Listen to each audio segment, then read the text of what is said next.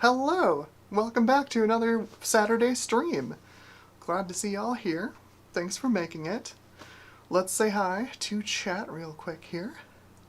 Looks like we've got Dave from Dave's Vintage Apple Tech is here. Hello, Dave. How are you doing? Pancake. Pancake is here.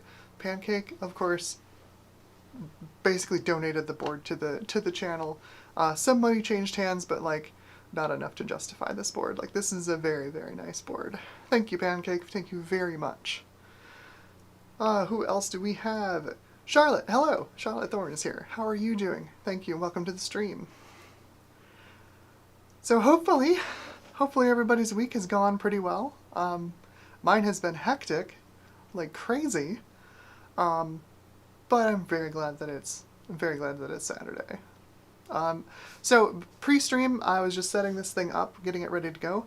I got Brave and reinstalled Windows 98 on it, which just completed, just prior to starting the stream, so we are good to go.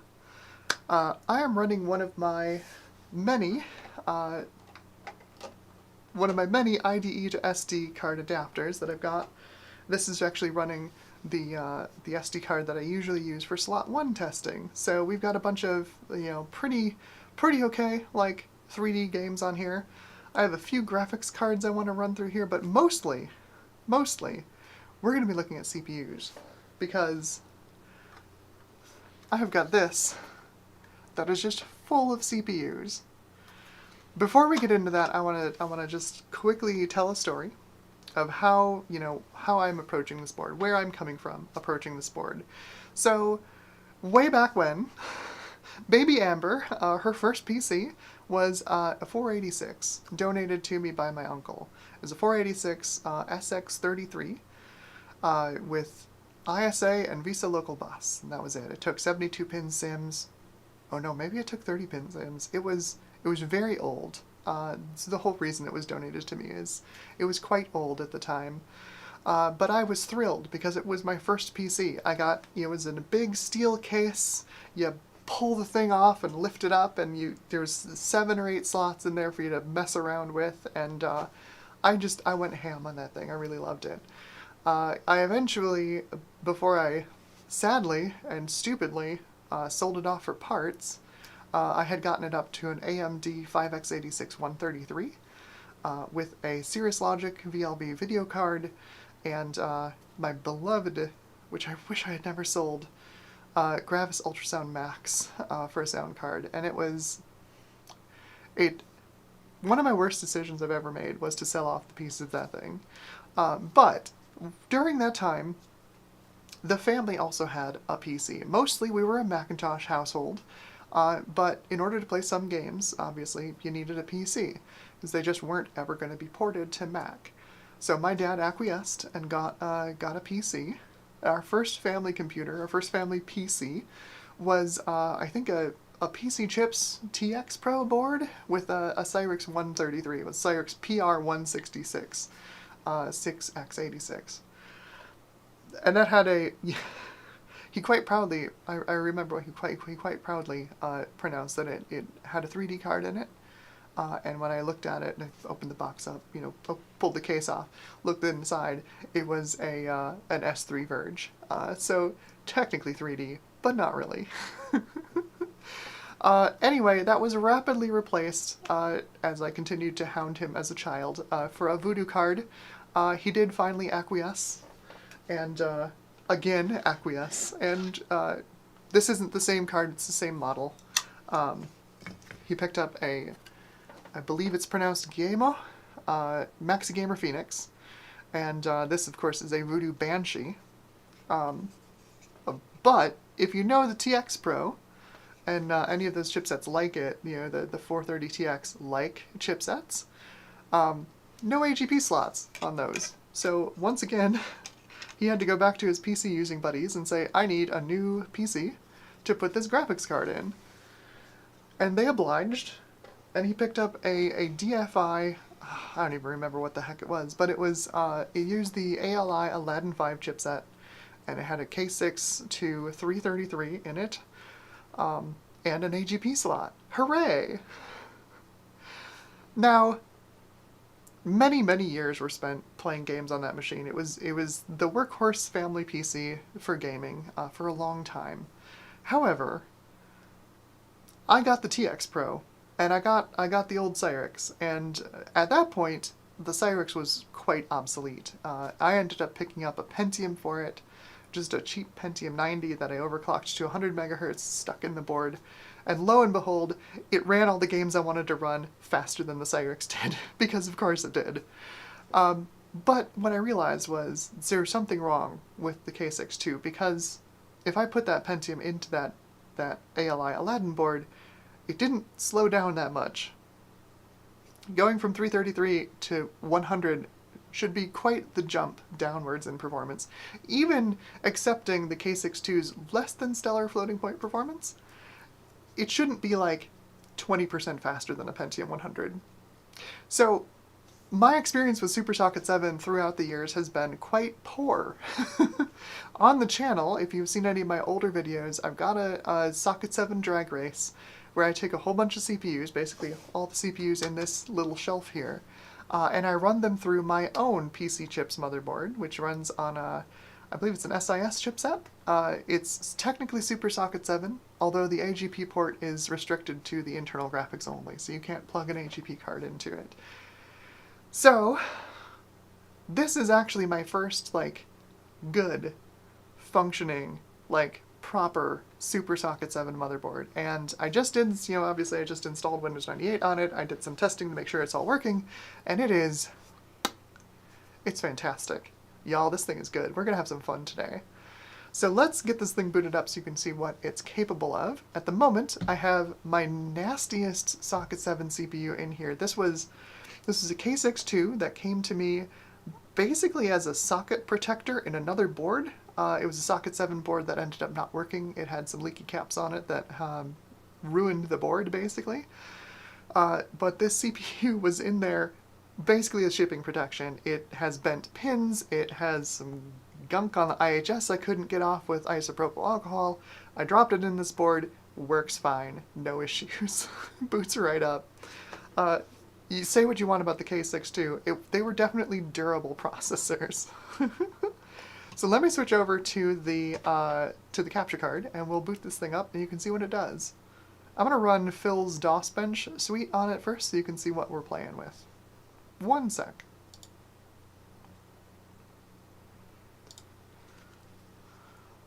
And here we are. Hopefully my capture card is playing ball. I just used it, it better be. So let's fire this thing up. I've got, of course, my handy little red button. And away we go. This is actually a brand new, purchased on Amazon, Socket 370 cooler right here. This thing works perfectly as a Socket 7 cooler. Just fantastic. Nice quiet fan, plenty of airflow. This should be great for some of the later CPUs we're going to try today. But here's what we've got. K62 350, 128 megs of RAM. This has 512K of on motherboard level 2 cache. I believe that is this WinBond chip right here, I think. This board's great. It's really easy to set up. We've got jumper selection right up here by the clock generator. You've got front side bus and then multiplier. You have a little divider switch here for setting your DRAM speed to be either front-side bus or AGP speed, so you can give it a 2/3 divider. And then you've got voltage regulation modules over here, and that's your voltage jumper. Piece of cake. Easiest board I've set up in a long time. So let's throw this into DOS, and we'll run the DOS Bench suite. So this is the DOS Bench from the DOS Benchmark pack from Phil's Computer Lab. And the first thing, of course, I know everybody wants to see, how well does it run Quake? And the answer is quite well. Let's see.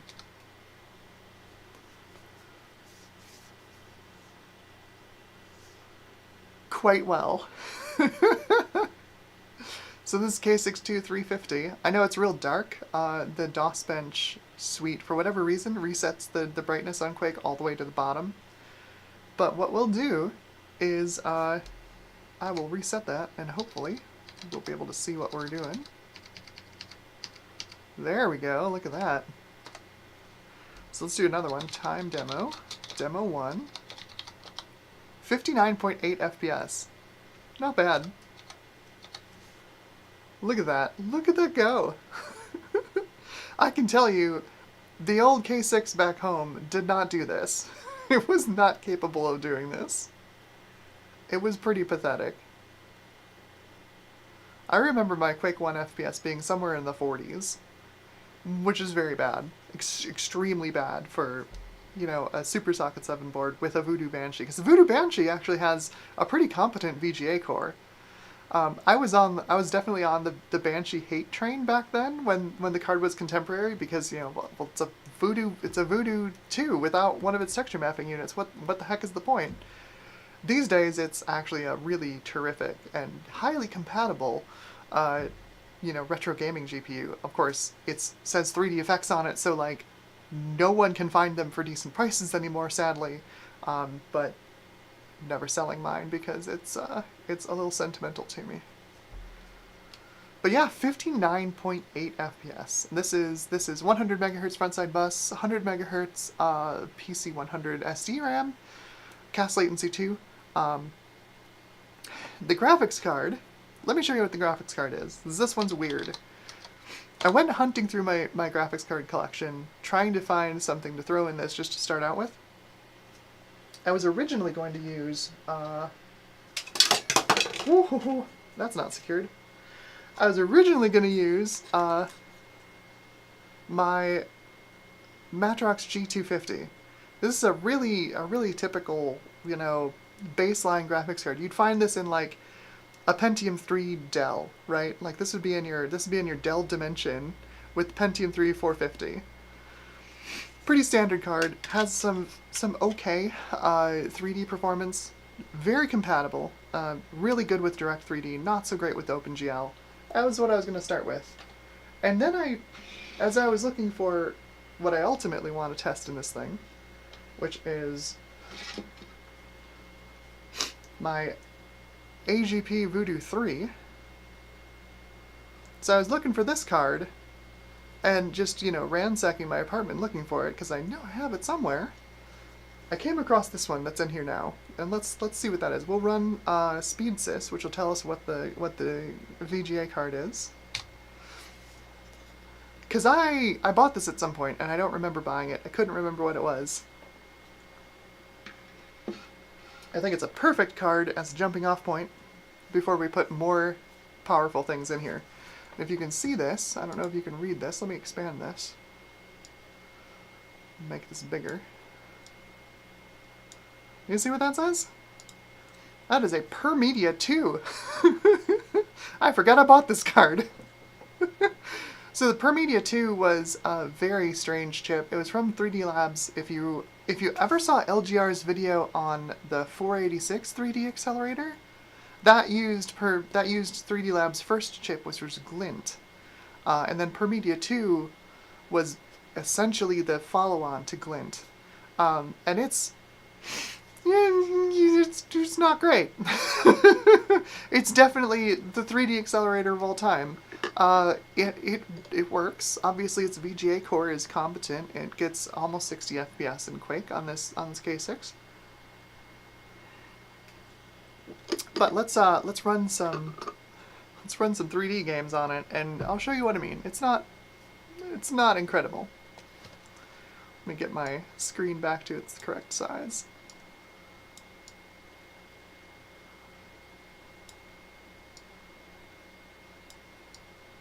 Now, this is SpeedSys. I love SpeedSys.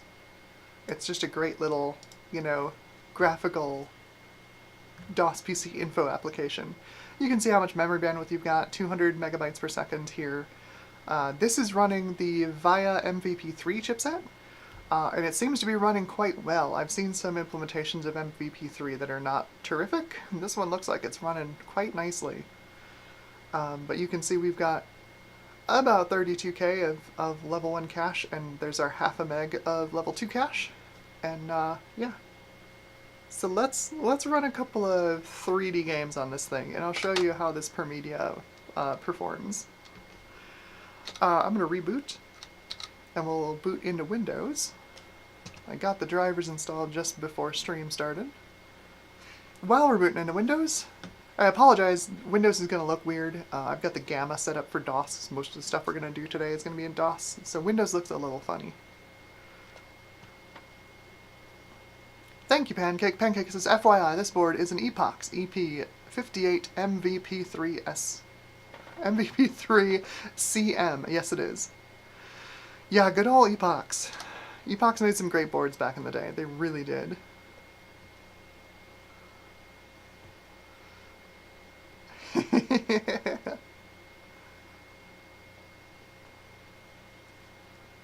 Oh, we've got some nostalgia. We've got some nostalgia in the chat. Ryzen 9 says, Super Socket 7 K63 Plus, the best with Win90X. Just wait. Just wait. We'll get there. Once we look at the PerMedia 2 and its kind of abysmal performance, we'll look at what other CPUs we're going to torture this board with. So this is what I was testing with just now. We're running a little Forsaken on this thing. PerMedia 2. PerMedia 2. It's for your audio devices.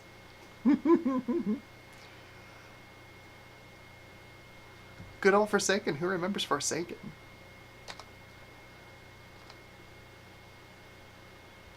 So I have this set to 512 by 384, which might sound familiar if you've done any work with like original Voodoos, because the original Voodoo, as revolutionary as it was for the time, didn't really like running at 640 by 480. It was definitely more attuned to 512 by 384. It just didn't really have the fill rate to run higher resolutions. And the PerMedia is a little bit like that. It's just a little bit like that. Let's do 640 by 480. That should fit nicely, yeah, into this screen.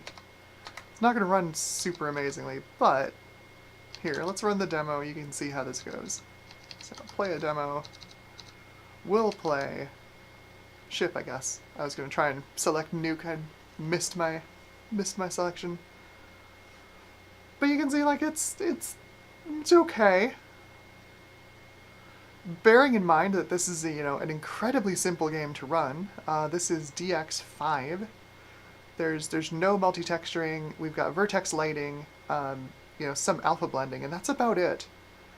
It's an incredibly easy game to run, and it's doing okay.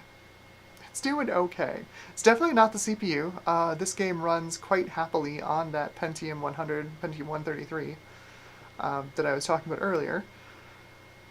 Assuming your graphics card is up to snuff, and the PerMedia is not really there. But that's okay. We're not going to stick with the PerMedia forever. I just wanted to show it off. It's kind of a cool card. I've never used a PerMedia 2, and I'm thrilled, because I forgot I bought this. I'm thrilled that it works. I will include this in my next retro graphics card benchmark. Absolutely, because this is just it's just kind of a cool card. I wonder if it'll run Quake 3. Because I think its real strength is probably OpenGL, since it's 3D Labs and it's supposed to be, it's a workstation chipset primarily. Let's see if I've got Quake 3 on here. I'm sure I do. Oh, Quake 2. Quake 2 would be perfect for this time period. Let's see if it'll run it.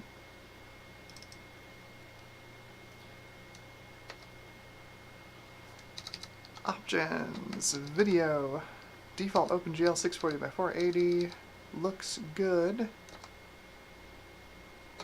Video playback's bad, but let's time demo. Shoot, what is it? Demo. It's demo1.dm2, isn't it? No. Yep. Map demo1.dm2. There we go.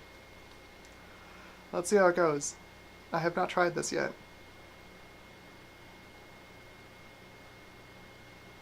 Oh, this is the special 3D Now version. I just noticed that in the lower right corner. Oh shoot! Instinctively hit tilde to close the console. Don't have to do that in Quake 2.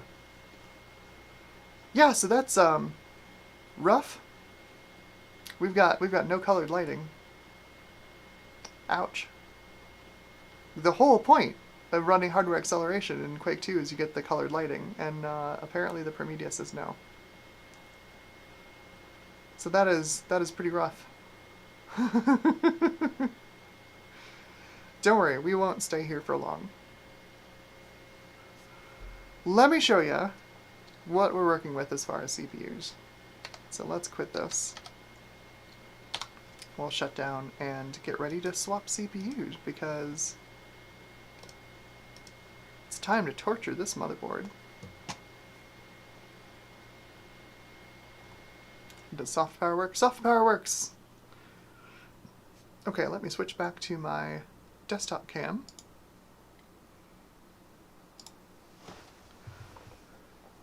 Oops. There we go. Haha. Alright. So my little shelf of CPUs. Let's go over what we're gonna try out today. So we've got a K6, just a regular K6, and a K5, and a Win chip, and another K6 too. This is the 450. I have so many K6-2s. A Ryze MP6, a Pentium MMX 233, a regular old Pentium 133. This one's out. This is the K6 2350. This is going to be fun. We'll run this here in here too. Let's see if this will focus on it. Come on, focus on it. Stupid camera. Well, no, it doesn't want to. There we go. Oh, almost. K6 2 Plus, 570. I have 2 of these. You can get them in 3 processor bundles, at least you could at one point. One of these ended up going to Nathan at Pixel Pipes. I've got the other 2. We'll try those in here too. I've got an ST6x86, along with Cyrix M2. Got my Cyrix collection. IBM 6x86L PR166. This is basically what my family computer was for years and years. It was one of these IBM 166Ls. And we've got 6x86MX. It's basically an M2, but with different branding. And then I think the bottom one here is empty, and this is my Pentium 90 that's broken. So that's what's in the CPU shelf. We're going to try some weird stuff today. So, let's do the Pentium.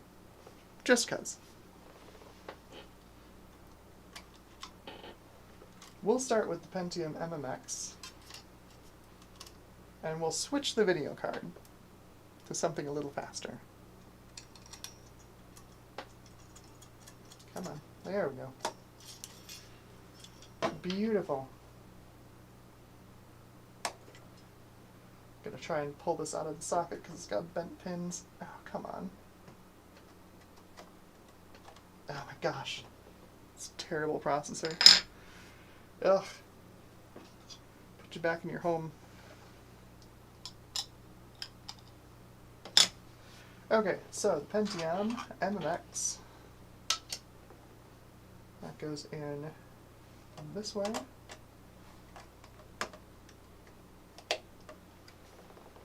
Put a little bit more thermal paste on there.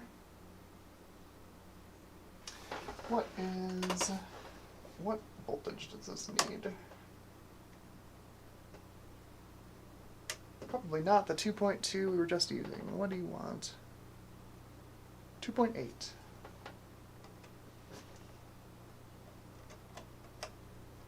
Oh, come on. You have bent pins too? What's your problem?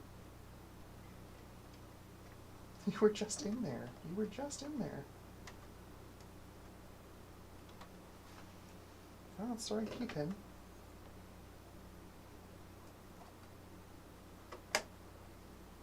There we go. Okay.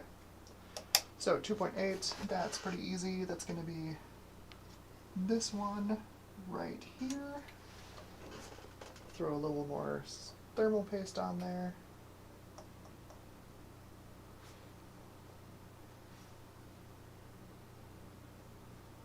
This is just Arctic MX4, nothing special.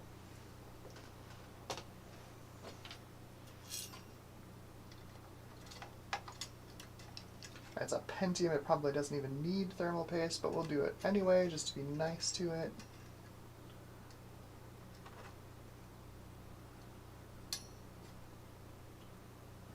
Now the fun part about a Pentium 233 MMX, get that thermal paste really squished in there, is that during my Socket 7 drag race video, if you saw that, I tested the Pentium MMX on a 100 megahertz bus, and it really likes it. It really, really likes a 100 megahertz bus. So why don't we try that first? See if it'll boot. So we'll keep the bus multiplier at 100, and we'll set the bus speed at 100, multiplier to 2.5. I think that's an actual 2.5 on this processor. Let me double check here real quick. Sometimes these older processors would take a multiplier setting and then they'd turn it into something else. Because like I think the 2x multiplier on a K62 I think does a 6x multiplier. So you can use it on a 66 megahertz board or, overclock it. Let's see, Pentium MMX, Socket 7. I have too much stuff in the way of my keyboard right now. Multipliers. Is the 2.5 a real 2.5x?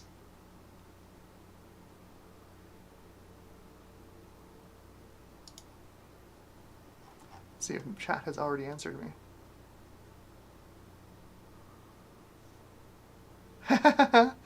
Ryzen9 asks, the Celeron, Socket 370 Celeron looks like the Pentium MMX. Why? I think that was just Intel's packaging tech at the time.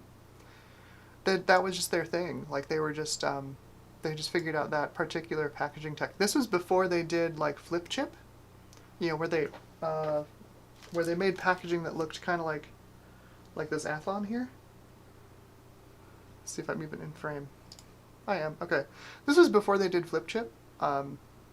So the chip itself, like the early ceramic chips, the chip is actually like this die. Like this is the chip, right? Like this is the die. It was actually bound to the board on the bottom side. That's why there's always oh, that's flip chip as well. Where's one that's not flip chip? That's why there's always this like weird package here. That's where the die is. It's actually underneath. And then on the top, this is just heat spreader. Just a ceramic heat spreader. And then, I don't know what it was they were doing with that particular packaging. Because I know what you mean. Like, it does. It totally does look like it. But I think it was just like their, whatever packaging tech they were using at the time before they did this bare die flip chip kind of arrangement for the Pentium 3s. I don't know why. So whatever Intel was smoking at the time. Who knows? Alright, what are the multipliers for this? I think there is a 2.5.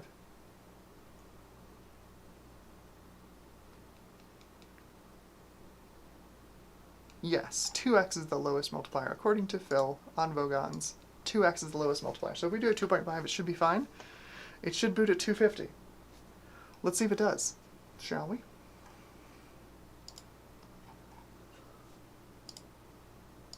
Okay. And contact.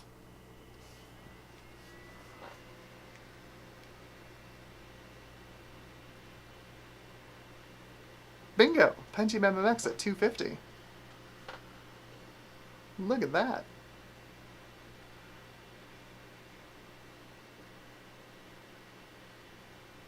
So in my previous testing, I found that the Pentium MMX really, really, really likes a 100 megahertz frontside bus.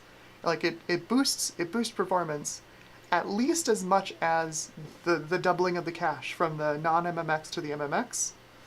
If you didn't know that, Intel doubled the level 1 cache from the original Pentium to the Pentium MMX. In order to like market MMX as like makes your computer faster, they actually just increased the cache so that your computer would run faster in non-MMX tasks. Let's see what this does in Quake. I would not expect it to be faster than the K6, but it might be. It might be. We've got that pipelined FPU, so let's see what it does.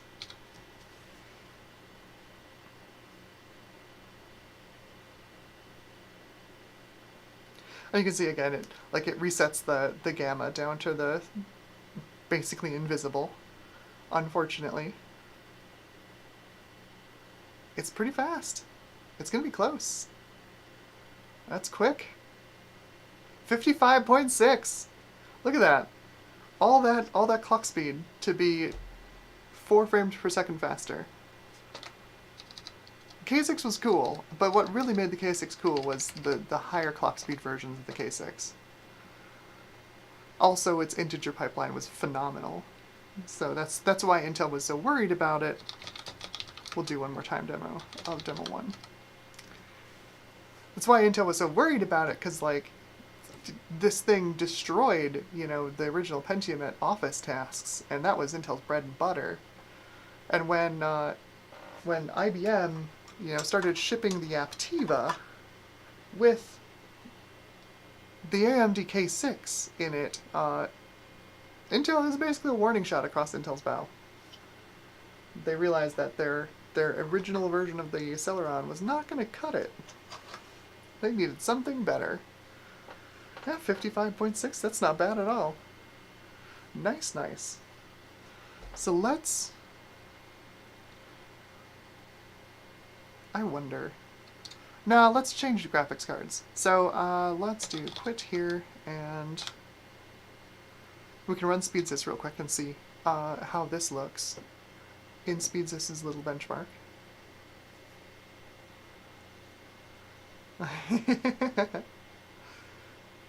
Hello Ernie, PC Sound Legacy, how are you doing? Welcome to the stream. Yes, it is quite the collection. At one point I just got a bee in my bonnet and I just started picking up all the random CPUs I could find on eBay. And it's quite the collection, you're right. It is quite the collection. So you can see in like the integer tests here in SpeedSys how much slower the original Pentium is versus the K6.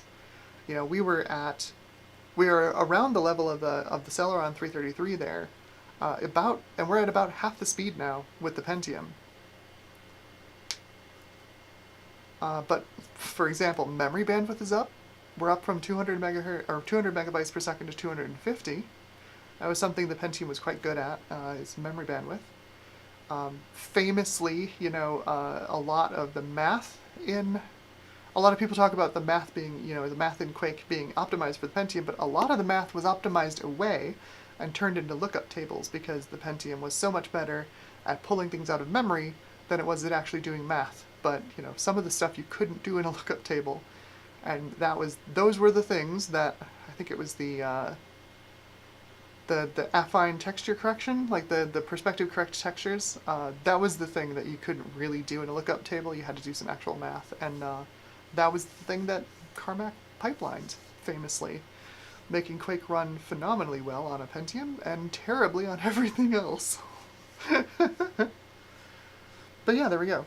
So that's our Pentium 233 MMX running at 250 on a 100 megahertz bus. This should be quite the little barnstormer for 3D games. Almost same speed as K6 350. At least in Quake. So, let's change the graphics card and run a couple of games on this thing. So, turn this off. Gotta hold the button down because it's soft power. There we go. And out comes the PerMedia 2, which is just a weird card and I love it. I'm so glad I got it. I don't know what... I must have watched a Phil's video that like inspired me to find this card because I don't remember why I would have gotten it. But it's got we've got SG RAM on the front and the back. That's how you know it's fancy. Let's replace that with the Voodoo Banshee.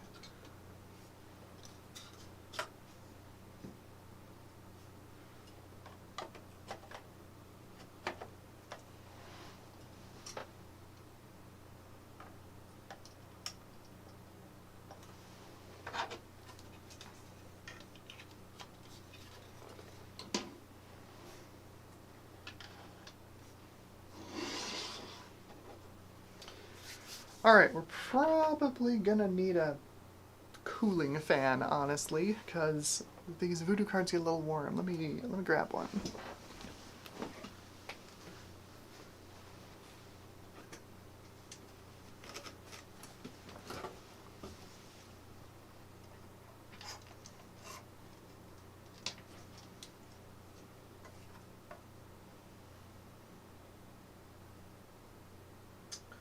Oh, that's not close enough. That won't go in there. That's not close enough. Oh, let me just flip these. It should work. Put the CPU there, and we'll put the chassis fan there. Bingo. Yeah, this board has two jumpers for fans, which is pretty cool. It's not a feature you see a lot in boards of this vintage. God, it just dominates the frame. That's so funny. Alright, we'll put that there maybe, I guess. And fire it up. So we're running the classic Pentium plus Voodoo combination.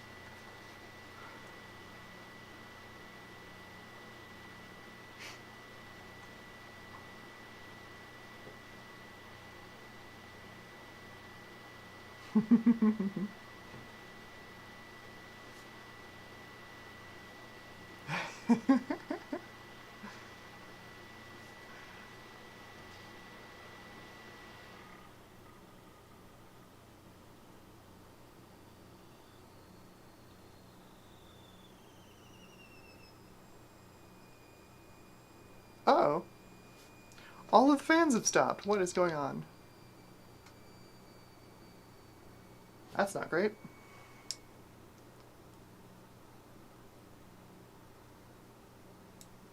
Yikes. I wonder if I just overloaded this fan controller.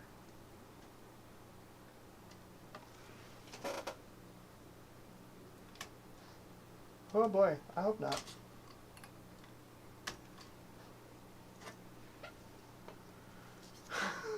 It's always something.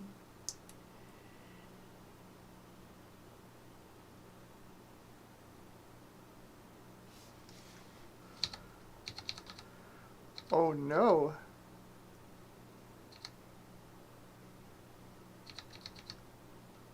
What happened to the fans? Did I just break this?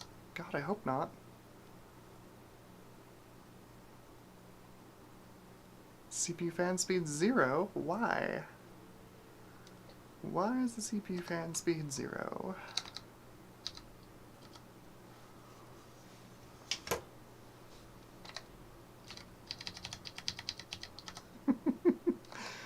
Oh, it's always something.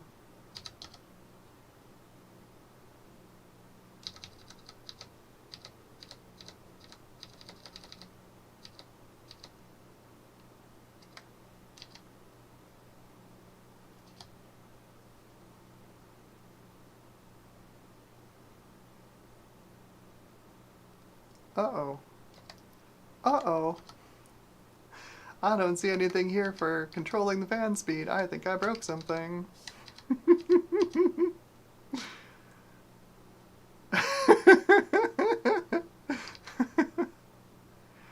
Yeah, we got F's in the chat. Yeah, I think I broke something. The VRM area is quite warm. I'm wondering if I just put a little bit too much load on these fan headers, and now they're not happy. That's just not doing anything. Oh, yikes. Okay. trying to think real quick here. What do I have? Oh, you know what I can do? I have some USB to 12 volt fan adapters. Let me run an external fan. We'll continue testing. I'll figure this out later. So, I'll plug this in. Because this Voodoo needs a fan. You cannot run these things without fans. They just get so hot. The CPU looks like it's doing okay. Yeah, but that's not gonna stay where it is for real long. Once we start running a game on it, it's gonna heat up. There we go.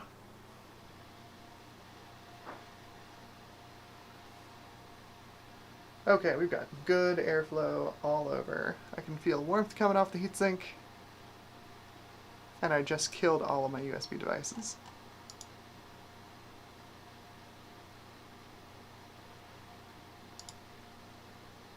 We're back! Hooray! I just plugged in a USB and it killed all my USB devices, because Windows is amazing. Okay, but I can feel, yep, heat is coming off of this heatsink, so we're good there. We've got airflow over the VRM, so that's excellent. We'll go with this for now. I think I definitely broke something. Well, let's get this thing up and running. Run some games on it.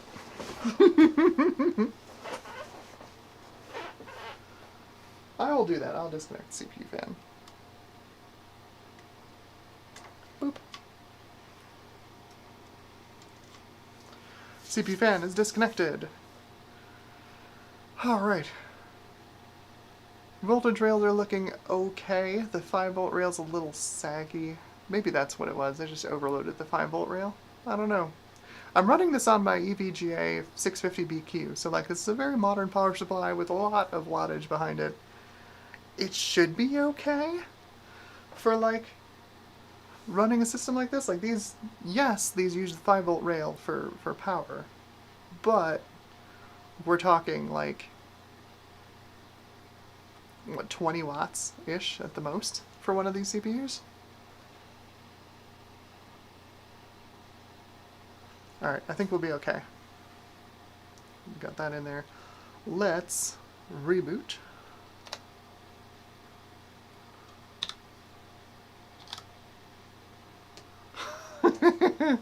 Nothing like a live demo.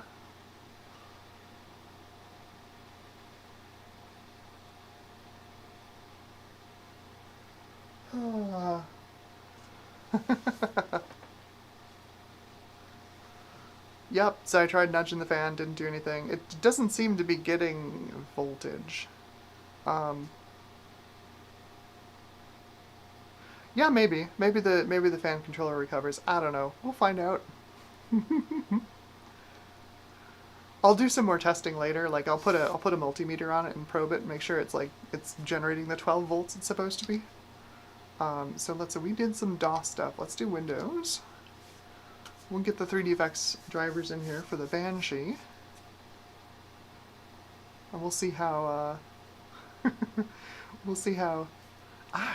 gotta get this sound font. I keep forgetting to put it in there. Let's see how the Banshee does. Because this should be quite a bit faster. So, there's a couple of reasons Voodoo cards were so revered back in the day. The first, of course, was that the first Voodoo came out and it was revolutionary in how fast it was and how many features it provided at the performance level it was providing them at. You had like the Glint and the S3 Verge and the Verite, the Rendition Verite, and those were your 3D cards basically at the time. And none of them could really, none of them could match the original Voodoo, especially when the Voodoo had all of its features turned on, and I'm talking features like alpha blending, stuff we take for granted today. Texture filtering, right? Like bilinear texture filtering, if you turned that off on the Verge, you got like 30% more performance. Like that's how expensive it was on like S3's Verge architecture. But on the Voodoo it was basically free. You turned it off, it didn't go any faster. It just did It just did the bilinear filtering, which was phenomenal at the time, right? Like you could do anti-aliasing on the original Voodoo. It was incredible, incredibly fast for what it was. So you had that. So they built that reputation first, and then like the Voodoo 2 came out, and it was roughly twice as fast, more than twice as fast. And then you could SLI it, and SLI was basically automatic. It was a hardware level scanline interleave. And it was incredible. You went from basically having no 3D acceleration on the PC to having workstation level or better 3D acceleration on a PC. But like the key, and the reason 3DFX fans constantly would say, Voodoo 3 better than TNT 2, because those were the two competing at the time, is that 3DFX's drivers were actually really, really, really well optimized. They weren't particularly compatible. There were definitely compatibility issues, especially with like Direct 3D. But the games that would run, which were like 90% of games, would run on a Voodoo 3, or by extension this Banshee. They ran really well, really, really well, because the drivers were optimized. Like on paper, like the Voodoo 3, it competed with the TNT 2, but not like that well. But in practice, running a game on a Voodoo 3 versus its equivalent TNT 2, the Voodoo 3 would win every time. It would be faster every time, unless you specifically did like TNT only features, right? Where you took advantage of like its ability to put out 2 pixels with 1 texture per pixel versus the 3DFX, versus the Voodoo 3's 1 pixel with 2 textures per pixel. Most of the games did multi-texturing back then. Most of them, not all of them. Most of them did. They would just be faster. They'd just be faster. Anyway, we're gonna jump down the driver rabbit hole. Like I said, they're optimized, not super compatible. Let's get my install directory and drivers and 3DFX. Banshee final drivers, Win9X. I'm gonna have to manually install these. Awesome.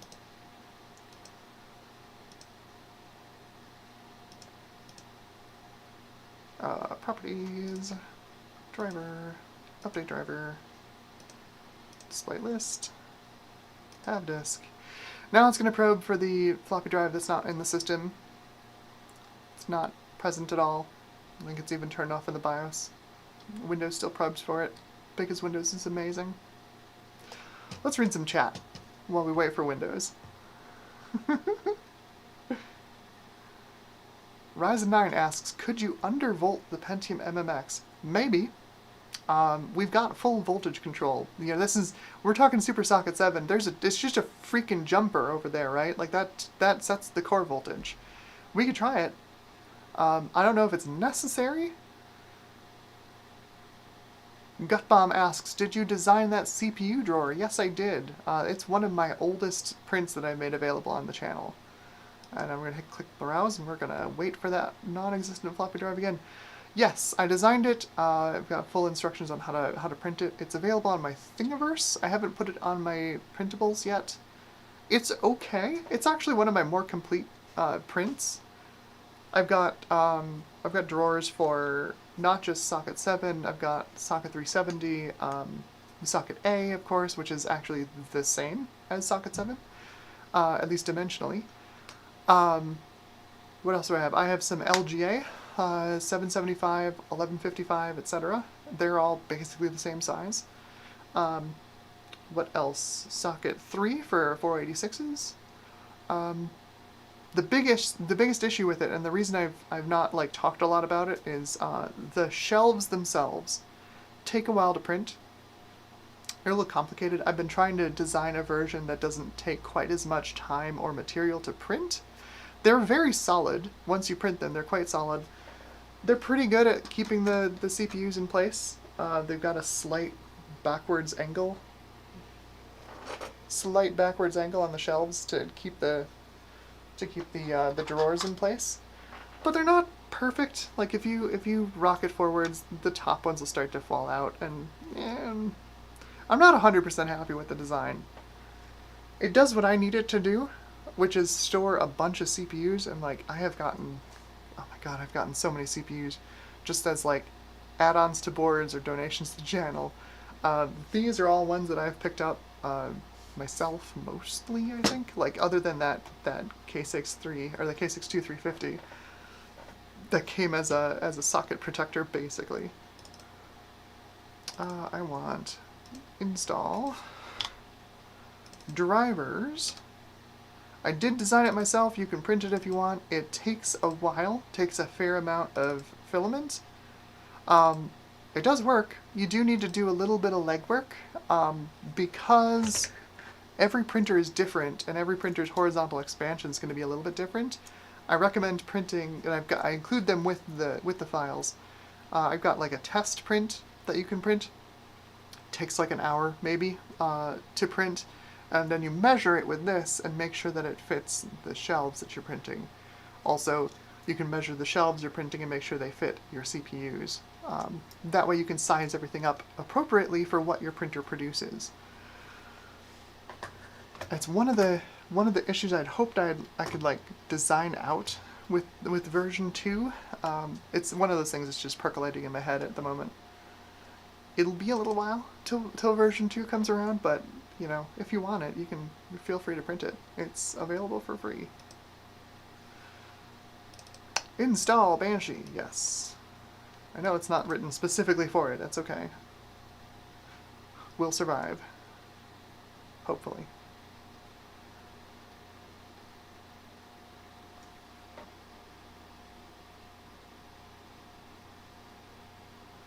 Temps are feeling okay. I think we're doing fine. Reboot? Let's see if this works.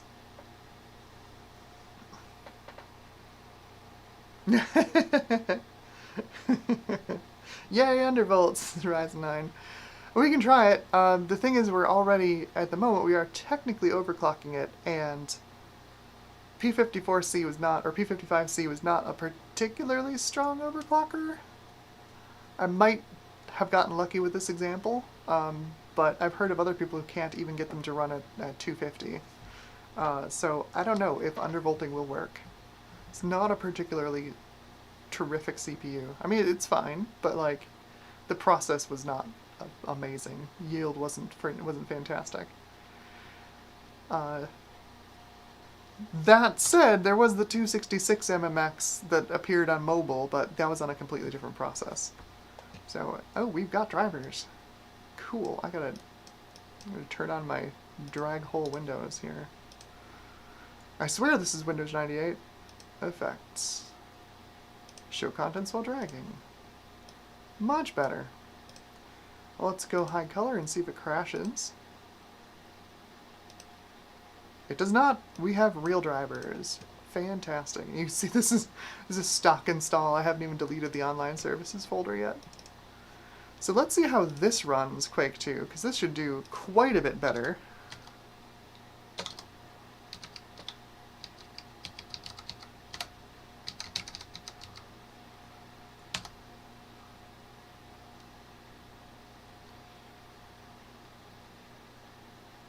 Movie plays correctly. So what do we have for video options? Brightness is all the way up, but it doesn't look great. We'll do 3D effects OpenGL. That should reapply. Yes, it does. Awesome.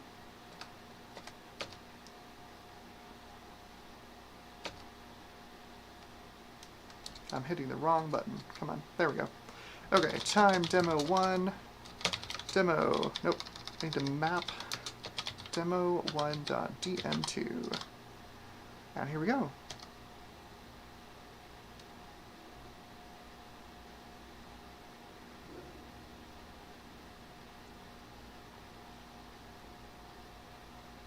Slowly. There we go. Hey, colored lighting, look at that. It's significantly faster than the Permedia. Good old Voodoo Banshee. Now the Banshee's biggest issue was, you know, it ran out of fill rate. pretty quickly with only one texture mapping unit. So like the explosions there at the end, not great, not great for it. But they're 26 FPS, 640 by 480, not too bad. And this is of course running the 3D Now patched version, which I don't think it disables any of the Pentium accelerations. I don't know. 26, not terrible. Let's see what it does in Quake 3. That should be fun. The Banshee itself is perfectly fine for Quake 3 at 640 by 480. You got to keep your resolution down on it because again, it just doesn't have the fill rate that it really needs. I'm just gonna run the demo because this is something pretty much anybody should be able to grab the demo and compare benchmark numbers. Technically works. Movie's running a little pokey. Let's see, setup, system, 32-bit, yeah, right. Come on. 640 by 480, 16-bit. We can run high textures. We'll do default texture quality that hopefully will do 8-bit textures, I'm not sure.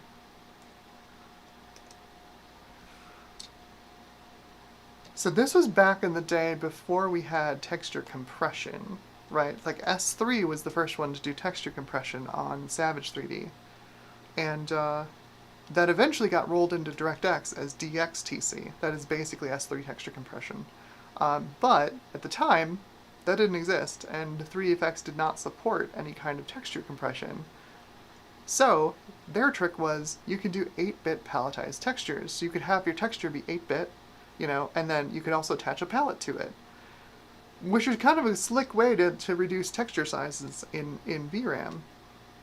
A lot of people complained about the Voodoo card's inability to do textures larger than 256 by 256, but we're talking about cards that like had 16 megabytes of RAM at best.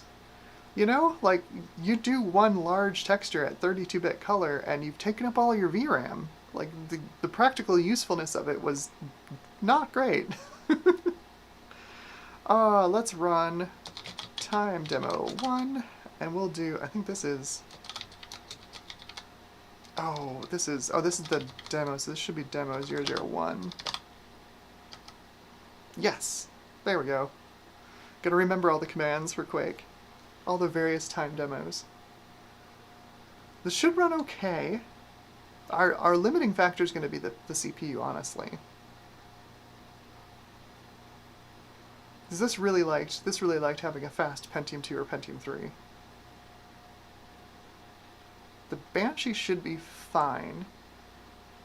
I did another test a long while back of like my PCI Voodoo 3 and just seeing like how much CPU you needed to throw at it before it finally gave up its fill rate. It finally stopped going faster. Oh yeah, that's whew. That was a little pokey. A Pentium struggling. A Pentium struggling.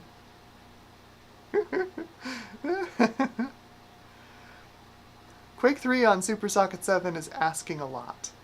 It's really asking a lot. Quake 3 really likes having a lot more frontside bus bandwidth and memory bandwidth than Super Socket 7 had. But yeah, it does work. The other thing is like, this is 1999. I don't know, I feel like this game holds up. It looks pretty good.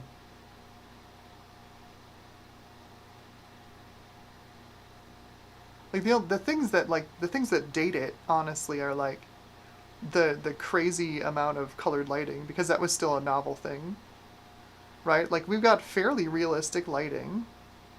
You know, there's a nothing sandwich for your skybox, but like the lighting is fairly realistic. It's not the best in the world. But you've got reasonably high resolution or high quality 3D models. You've got your texture resolution looks good thanks to detail textures. Because again, you're looking at cards that had like 8 or 16 megabytes of RAM. So you couldn't put large textures in there. So you had these tricks where you could like, you had your normal texture of whatever size, and you cruise up to the wall and you look at the texture and it's huge and blurry, but then you'd have a detail texture tiled onto it at really, really fine resolution to make it look like it's not completely blurry. It's great. Great hack. What a wonderful technique. So what did we get for our frame rate on that one? 13. 13.9 FPS. So we've got about half. So we've got from 55 to 26 to 13. With each successive generation of Quake, we've halved our frame rate. Oof. I think that qualifies for an oof. But, like I had said, mostly, we're going to hang out in DOS for a bit. I want to run one more game on this, this Banshee. Mostly just because I love it. I love the Voodoo Banshee. What would be a good one? Let's do Unreal Tournament UT99. Should run quite nicely on here. Oh, that's going to be in System.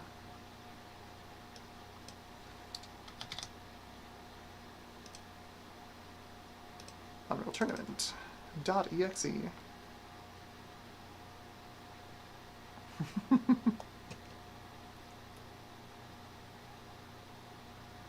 NVIDIA says, talking CPU collections, any tips for managing a collection? Discretion? Discretion when browsing eBay? I mostly... Oh, this is running like garbage because it's not set up correctly for this video card. I mostly... There's CPUs that I want, like, in my collection that I know I want. Like,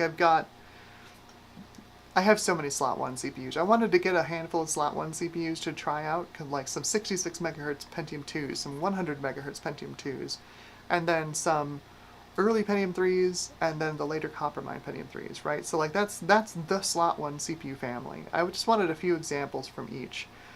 Maybe even some that like are close in speed to like compare, like how does this compare between frontside bus speeds? What I ended up getting was I have an entire shelf back here, right there behind that ring light, that's just nothing but slot 1 CPUs. I have so many of them, it's ridiculous. Discretion on eBay would have helped there. That doesn't even count my socket 370 CPUs, which of course are related because the Pentium 3 also existed on socket 370, so did the Pentium 2 base Celerons. As far as managing a collection, like just keep an inventory of them, keep them in a safe place, and I ended up designing this, this CPU shelf thingy, basically to make safe high-density storage of my CPUs possible. I'm not looking to like literally keep as many CPUs as possible in my storage stuff. 'Cause like I know folks who are just like just print out, flat trays, CPU trays, and just stack the trays in drawers. I don't ever want to have that many CPUs in my collection that I need to print out, like, flat trays of CPUs.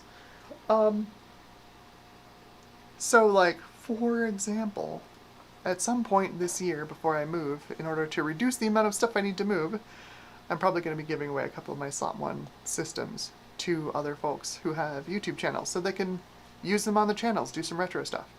Because I've got a couple of motherboards, I have so many CPUs, I don't even know what to do with them all.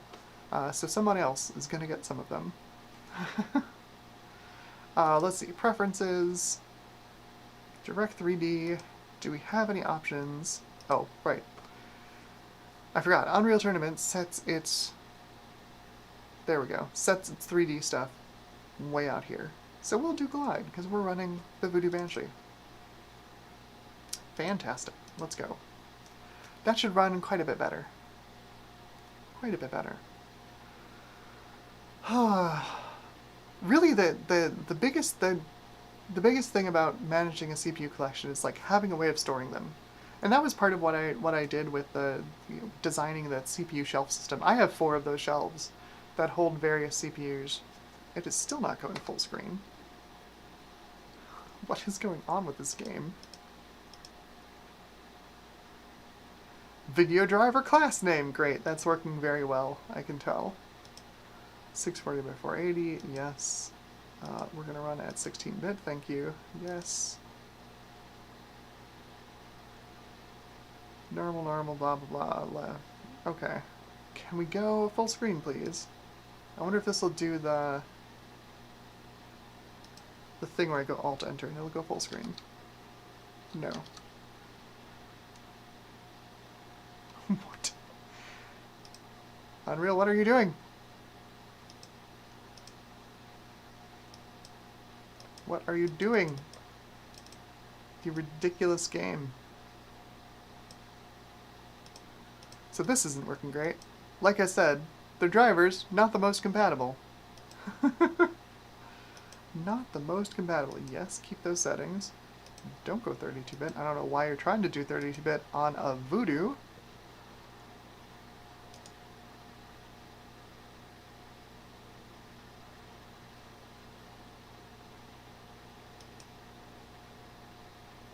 I don't know. I'm going to give up on Unreal Tournament. It's not playing nice today. I'll figure that out later. Unbelievable. What else do I have in here? Kind of lacking in games. Oh, I have Expendable, of course. Good old Expendable. Hidden and Dangerous. Incoming. Should run okay on a Pentium. I wonder if it's a direct 3D game. I wonder if it'll run on this at all. Incoming. No. It will not. Okay, fine. Highly optimized drivers that don't really work on a lot of things. The other thing, though, that I've noticed is like this particular Banshee driver that I'm using isn't the greatest. I don't have... Do I have the Guillermo driver on here? I'm probably butchering that pronunciation. I apologize. Let's see. Installs. Drivers. You know, I haven't done... You know what I haven't done? That's probably why this isn't working. I have not installed DirectX. That's my issue. It is a new install of Windows. I have not put a newer version of DirectX on here. Pickle says CPUs, gotta collect them all. Yeah, it's tough to not, like, fall into that, to, like, just collect all the CPUs. It's rough. It's rough to, like, limit yourself to a particular set of CPUs.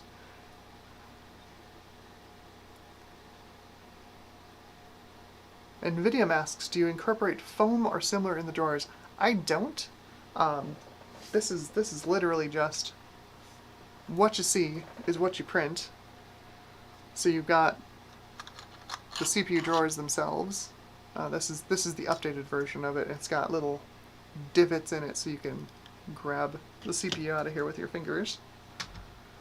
This is the older version. You can see it doesn't have any finger divots. It's a little more of a pain in the butt to get the CPU out. So this just, yep. So I don't. These are sized for the CPU itself, so it holds in here. It actually holds in here pretty nicely. It's not going to go anywhere. And then the shelves, as you can see, just sort of got some little rails in there printed in, and they just slide in like that. That's it. Nothing super special. Like most of these CPUs, you know, these old Socket 7 jobbies are going to be, you know, ceramic. In this case with the K6, it's ceramic with an IHS, an aluminum IHS on the top. But, you know, some of the later CPUs, I think this the Ryze MP6, is, you know, organic flip chip, with an interposer even.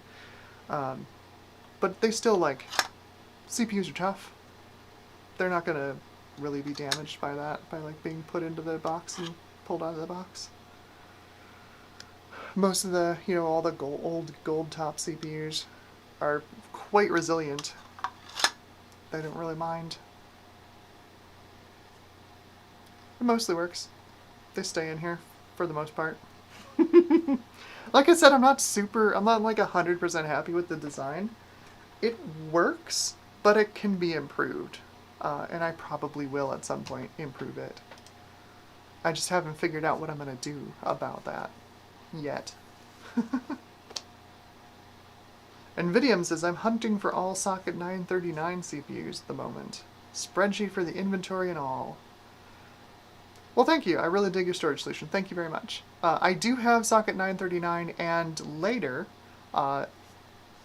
carriers, shelves for these. Because AMD also, like, Intel's basically been doing the same, basically been using the same size CPU, packaging since LGA 775 up until, I think, 11th gen. AMD similarly used basically the same CPU packaging from socket 754 and 939 all the way up through AM4. So I've got a carrier shelf that'll hold all those CPUs as well.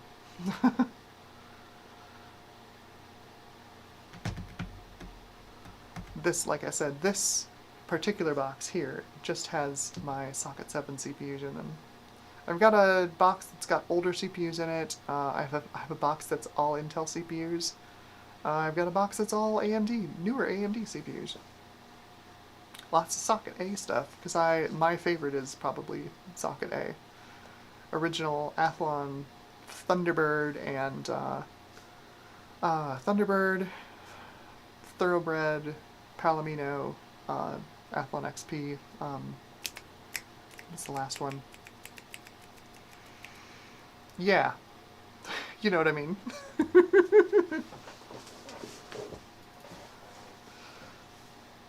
Is K6 flip chip? I believe it is. If you delid one of these, I believe it is flip chip on top of ceramic. Because there's the project that was going around a while back to take the K6. There's a project going around a while back to take the K6 2 Pluses. These guys, come on, focus on it. It's not going to do it. It's just not going to do it. But to take these, and there's a couple of junctions on the front of the chip that you can connect and re-enable the lost level 2 cache on this and turn this into a K6 3 Plus. So there's a project going around for that, and yeah, if you delid one of these, you basically get a bare die. Just like you'd see on socket A, especially like Thunderbirds with the ceramic. But you get a bare die on top of ceramic with a bunch of little junctions around it, similar to these tiny little junctions that are on this Thoroughbred. I can't see them because my camera won't focus for me today. But yeah, I believe it's flip chip. It's not organic flip chip. It doesn't have it's not flip chipped onto PCB, basically. It's flipped onto ceramic. Don't ask me how they wire them. I don't know. Like CPU packaging, I have no idea. That is not my strong suit. It's voodoo science to me. Barton, thank you. Yes, the last one I was thinking of was Barton. I've got a couple of Bartons that I really like. I have a desktop Barton, and then I have a Barton mobile with the unlocked multiplier that I've been meaning to put on a fast board and do horrible things to. I ran a Barton XP mobile for a long time back in the day, and I ran it overclocked, and it was fantastic. What a great CPU. Rock solid, 2.4 gigahertz. That CPU was just great. I used it well into the Athlon 64 era, well into, like, I ended up giving it to my father-in-law, who ran Vista on it, and it's another one I'm sad to have let go out of my possession, because that would have been a terrific machine to like keep running up until today. So anyway, yes, Bits and Bolts did the K6 3 Plus mod. Yeah, no, it's good. It's a cool mod, and I want to do it because I've got the 2 CPUs. because you could buy it from a place that had like surplus of these things. Like they had hundreds of these CPUs available on eBay. I don't know if they still do, if they're still out there, but you'd buy them in 3-packs. You buy these CPUs in a 3-pack. One of those I ended up sending to Nathan at Pixel Pipes, and then I've got the other 2, and I want to do that mod to one of them and have a K6 2 Plus and a K6 3 Plus, and I think it'd be fun. Speaking of which, why don't we do that? Why don't we run the K6 2 Plus and see what happens? So we had, what, 13.9 FPS in Quake 3? So let's leave the Banshee in here. Press our luck with the broken CPU fan. And put the K6 2 Plus in. See what happens. Oh right, I'm waiting for this fan to turn off, and it's not going to turn off because it's powered by USB, running on my other computer. Okay, so I don't, like, murder myself on this fan. I'm just going to unplug it for a sec. It's doing okay. It's very slightly warm at the very base of the heatsink. Otherwise, it's fine. Let's press our luck.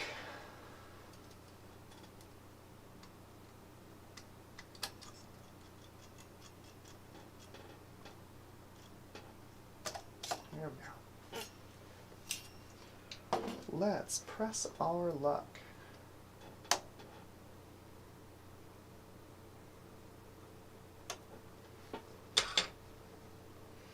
Put this back in its carrier. Got a bunch of CPUs to clean off now.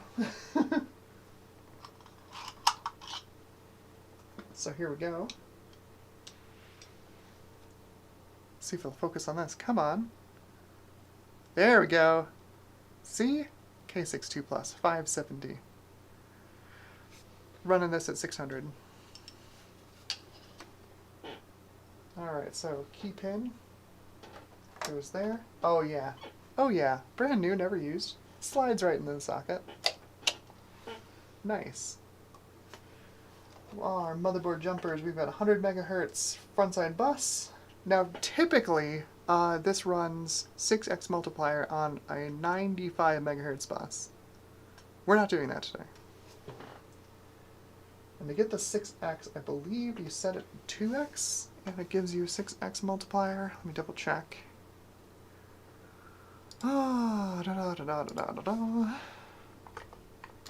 K6 2 multipliers.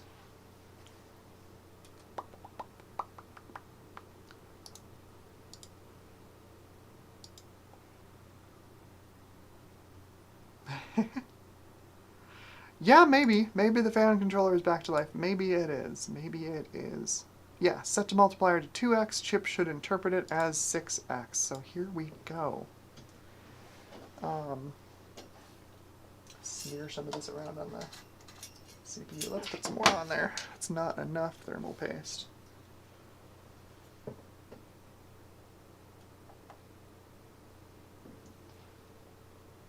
I know this is a terrible way to do this, but we're just going to be real quick about this. Real quick about it. Good contact. Plug the clip in here. Come on, get in there. There we go.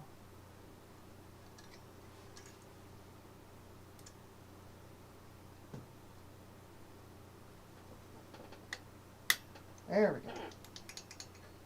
That is on.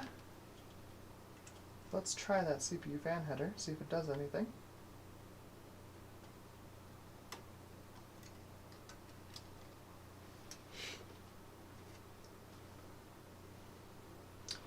$100 megahertz, 2x multiplier, that should give us 600 megahertz. Plug in our USB fan here. And fingers crossed.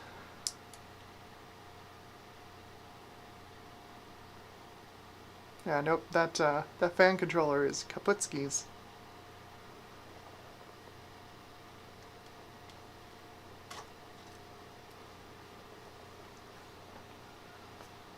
K62 589. Okay. Sure. Sure. We'll do a 589. I'll take that. So, also, my previous motherboard, my previous Super Socket 7 board, the one that I ran all those CPUs in on the drag race, needed a BIOS update to run this CPU. It did not recognize it at all without the BIOS update. And the thing is, that board somehow has the wrong BIOS on it. So trying to flash the correct BIOS on it, you know, the BIOS flashing utilities don't want to do it because it's the wrong BIOS. Wrong BIOS. Let's do a speed sys here and see if we've got all of our caches.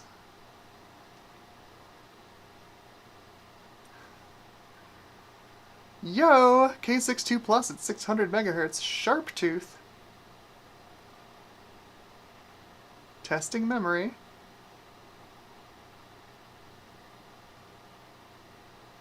Yo, look at that. We've got level 1, level 2, and level 3 cache. Oh, this is ridiculous. Testing extended memory failed. Oh, that's interesting. Why did the memory fail? What? Failed? Oh, I've never had that fail on me before. It's still doing the speed right out, though. It says we are in the ballpark of a Pentium 2 450. Which is kinda wild.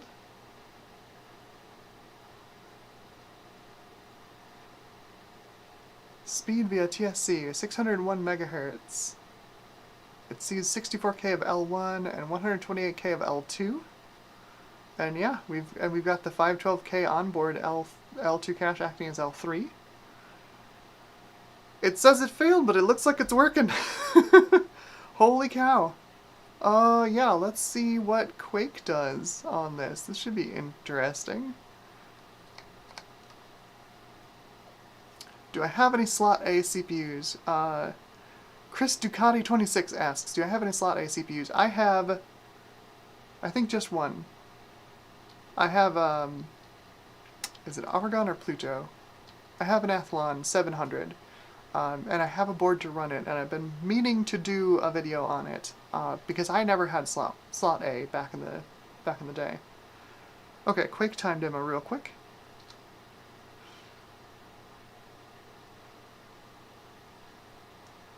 Oh, she doesn't want to work. She's not happy.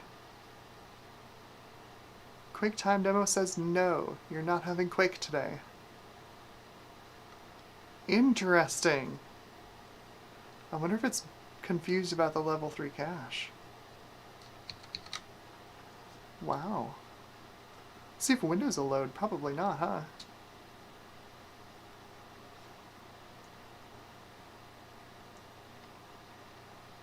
Nice! 900 Thunderbird slot A. That's awesome.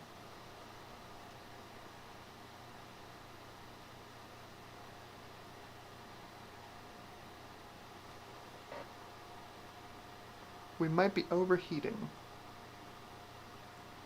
There's a lot of heat coming off this heatsink. Oh, you know why? You know why we're overheating? I didn't change the voltage. We're running this at Pentium voltages. Turn off. Come on.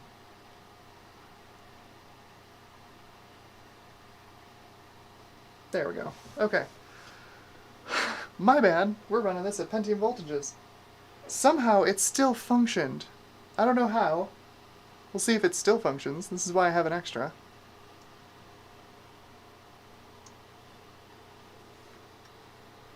There we go. That's the correct voltage. Heatsink is very warm. Very warm. That's why I was not happy. Let's see if this will run the CPU fan again.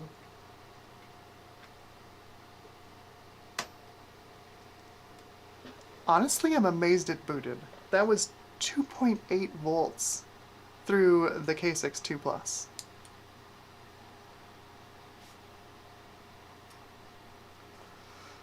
Fan controller is cooked, doesn't want to do anything.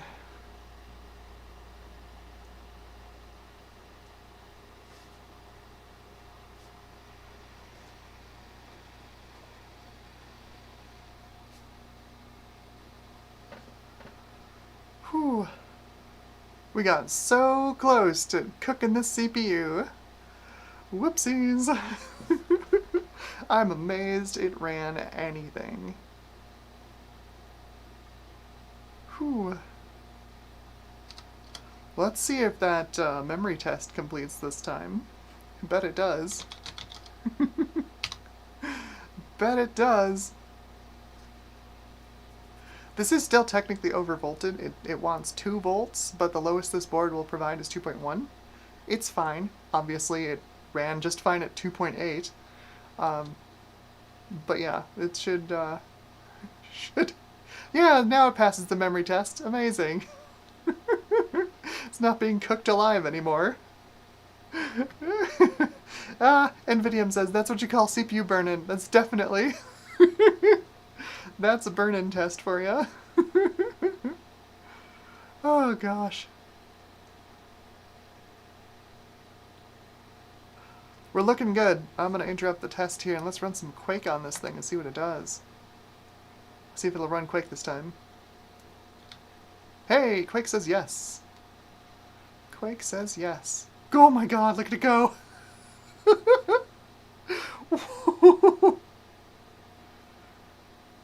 Let me turn up the brightness so you can see this. This 90 FPS. 90! That's ridiculous! Alright, time demo 1. Look at this thing go! What? 90 FPS.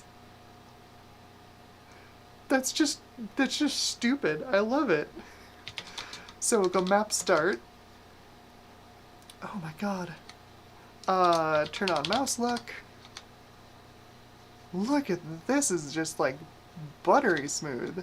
Oh right, this isn't set up for like actually playing the game. There's no key bindings on this. But like, oh my god, look at this. This is so good. Like butter. Like butter. So, given what we saw last time, we should see, what, maybe 45 FPS in Quake 2? Let's find out. I'm curious. Me, 5 minutes ago. We're gonna spend most of our time in DOS. Me now. No, we're not. Let's reboot and start Windows. This is great. Like I said, my other board wouldn't run these 570s. And the fact that this thing just goes, runs just fine. 600 megahertz, just fine. Love it. Love it. This is so silly.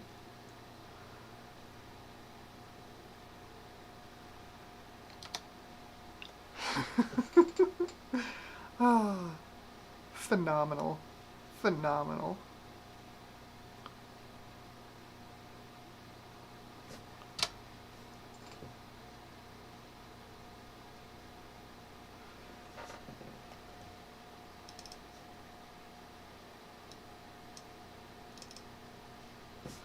Alright, games, Windows, Quake 2. And this is, of course, with the 3D Now patch, so this should just fly.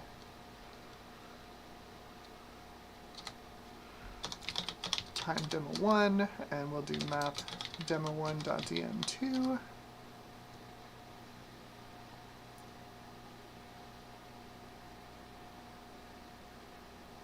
Oh yeah, oh yeah! Look at that go! Oh, this is ridiculous. This is so good. Oh, the Banshee has some problems with the explosions, but otherwise, we're good. 37 FPS, not quite 45. Sad face. 37 FPS though. Wonder why it does in Quake 3. This is so silly. I love this.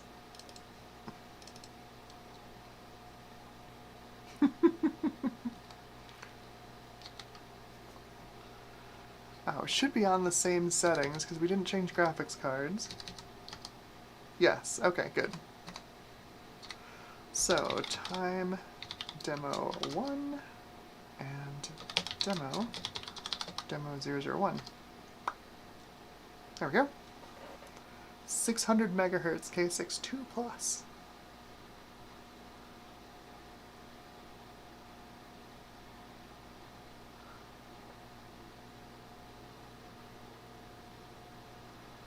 Oh, that's more like it. Yeah, that's an improvement over the old Pentium. Dang, that's like playable. That is like playable.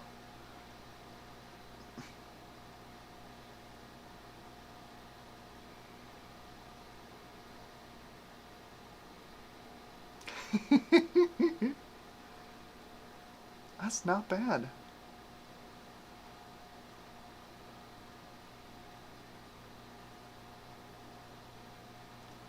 What'd we get? Same, 35 FPS. Not bad. I think we might be knocking on the door of the Banshee, maybe. I do have that Voodoo 3. What are we at? Oh my gosh, it's 5:30 already. We've been at this for an hour and a half. Quick vote. Who wants to see the Voodoo 3 in the K62? We can do Voodoo 3. We can do other CPUs. What do we want to see? We've got about a half an hour left.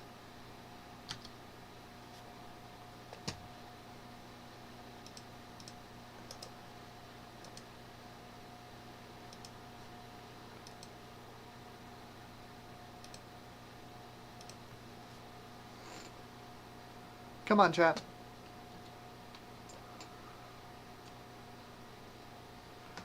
Voodoo 3 or other CPUs? What do we want to see for the last half hour?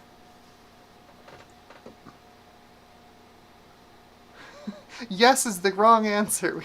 We're not going to do both. Voodoo 3, alright.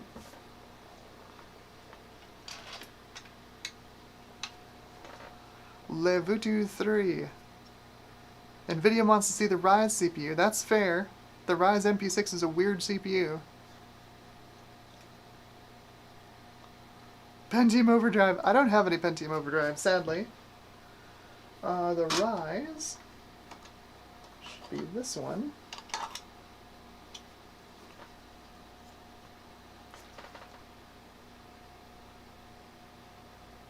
Ryze or Voodoo? Or both? I suppose we could do both in a half an hour. Alright, let's do the Voodoo 3 first, and then we'll see what the Ryze can do. The Ryze is weird. It's a weird CPU. They this company came out of nowhere and dropped this CPU on the market in like 1998? Most of the world had moved on from Socket 7, and you had basically AMD still making the K6-2 on the socket because they were, this was their socket at that point.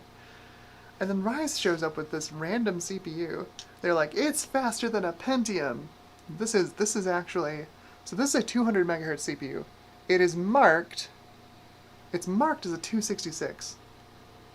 It's not a 266. It's not even close. Like, you can make that argument for the K6 because its integer performance is actually like on par with like a P6 class CPU. Not the Ryze. Okay, I'm gonna unplug this so I don't kill myself on this fan. Bloop. Gotta figure out what's up with that fan controller. Pop the VGA out, and there's the Voodoo. It's doing its job though. It's nice and cool to the touch. Well, not cool to the touch, but it's not bad. Throw this in a stand real quick. There we go. And put the Banshee in its home. next to the other GPUs. Hooray! Voodoo 3. This is an AGP Voodoo 3 2000. I think this was post STB acquisition. My PCI one actually says it's made by STB. This one says it's made by 3DFX Interactive. So this is post acquisition. I think this came in a Dell, I'm pretty sure. Like one of their gaming models. Cuz like most of the time you don't see, you know, Voodoo 3s with like cutouts on the board and stuff.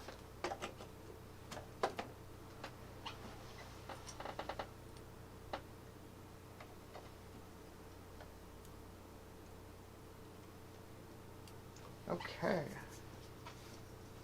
Put this fan back here, make sure it actually stays up there. Cool. Plug it back in.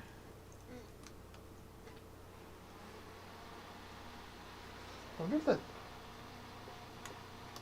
system fan header works. Guess we'll find out.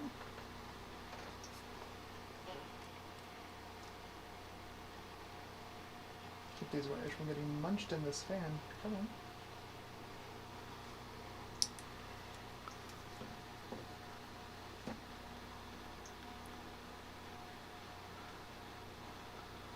The fan controller is cooked. Cooked. Alright, so I've got a better, the rise right there. I've got a better driver for the Voodoo 3 than I do for the Banshee, so we should be able to run more games on this thing. We just rebooted. Why did we reboot? Computer, are you okay?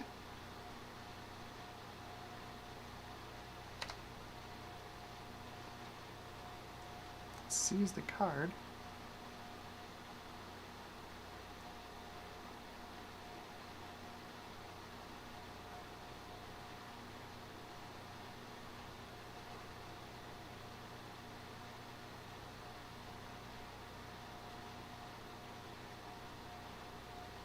There we go. Okay. So, we've got the Voodoo 3. We don't need to go to DOS. Let's go to Windows right away. And throw the driver in.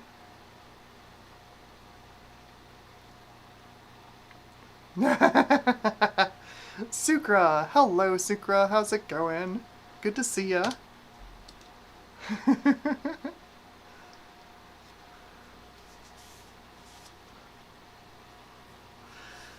Pickle says your BIOS problem on the other board might be solved with a TL866. If that is a BIOS programmer, yes, that was the method I was going to use to solve that problem. Eventually. I just haven't yet, because it's, you know, it's a PC chips board. It's not super high priority for me. It also doesn't have AGP, so like, not super high priority.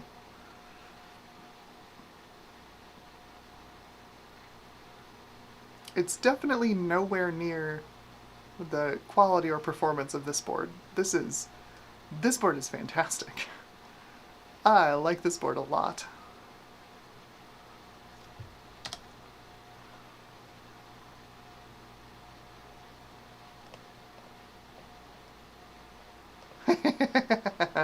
Everything's Broken Garage says that fan needs a bad bearing so it can scream like a banshee. Indeed. I mean, so the reason I have all these USB fan things sitting around is that I have a couple of fans that sit on my desk and keep me cool. And this one has a bad bearing. This is one of the low profile thermal right fans. And at this point, like, it doesn't quite work correctly anymore. Yikes! It's not even that old, which is a little scary that it's already got a bad bearing in it. But I try not to keep fans with bad bearings around. Mostly the only thing they do is irritate me. Alright, so driver. I have got, basically it's the stock 3DFX driver. The last one that they released before they went belly up. Drivers. 3DFX, I believe it is this one. That is the tool setup. This should be the driver. Yeah, install. Well, let's just set up exe. Bingo.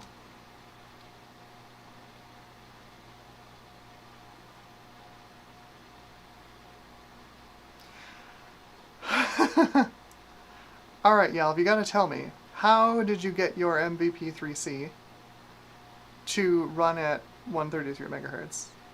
Because this...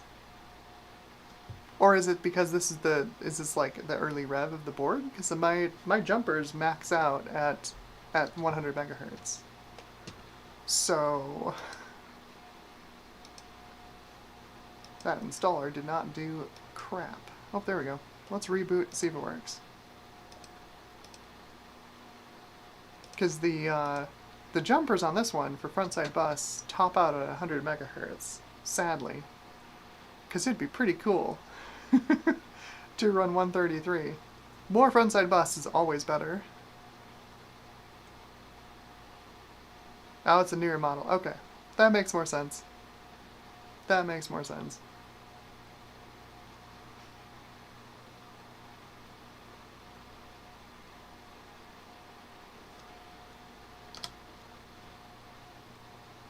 So far, this has been rock solid, too. I mean, other than the fan controller apparently giving up the ghost when I tried to plug 2 fans into it. Sacrilege. 2 fans in the fan controller. Other than that, it's been perfectly fine. So, we've got high color 800 by 600. Thank you. Voodoo drivers, and the timing is correct enough that I don't have to readjust my capture thingy. Anyway, let's see what this does in Quake 3.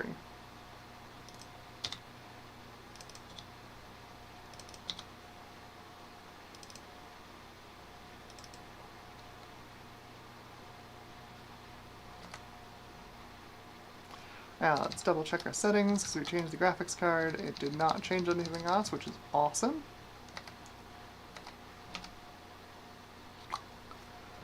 So, time demo 1.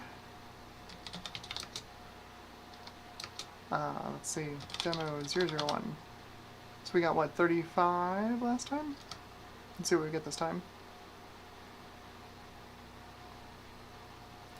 Jumpers on the C2 top at 112 megahertz, but you can get the 133 with CPU FSB. Oh, nice. Yeah, I suppose you could always just, like, soft mod the clock gen. That makes sense.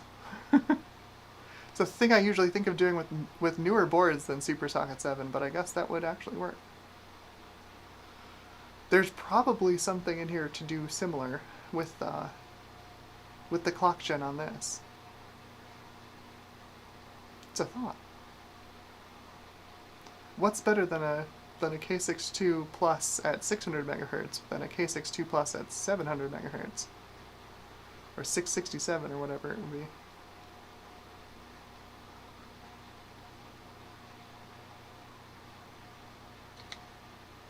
$38. So yeah, no, we don't have enough CPU to really push the Voodoo 3, but still, 38 FPS on Socket 7 and Quake 3. That's not bad.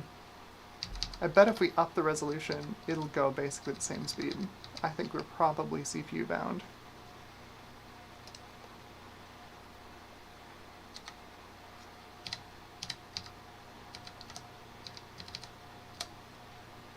I betcha. I betcha, I betcha.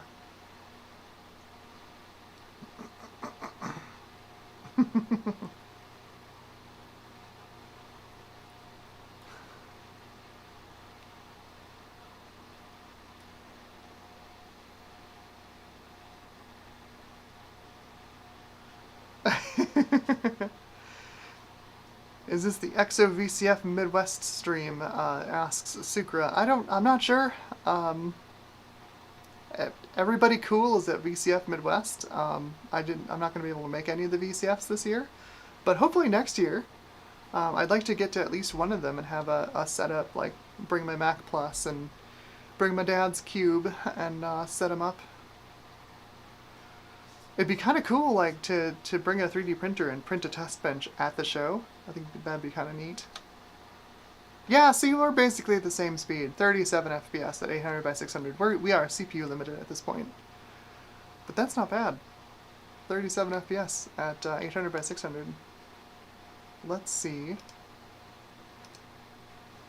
I can create a LAN server.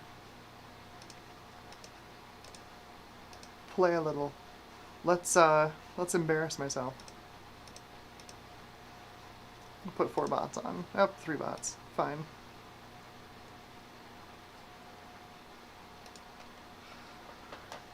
Embarrass myself, because especially I'm running this through capture, so I've got several frames of latency. Oh yeah, no, Sucre, it's way far for you. That's a long ways off. I don't have auto switch on, and I don't have a mouse wheel. This is a bad idea. I am in for a world of hurt.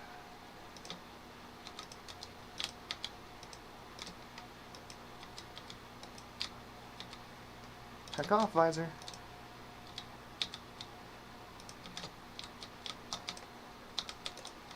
Yep, nope, that's going bad.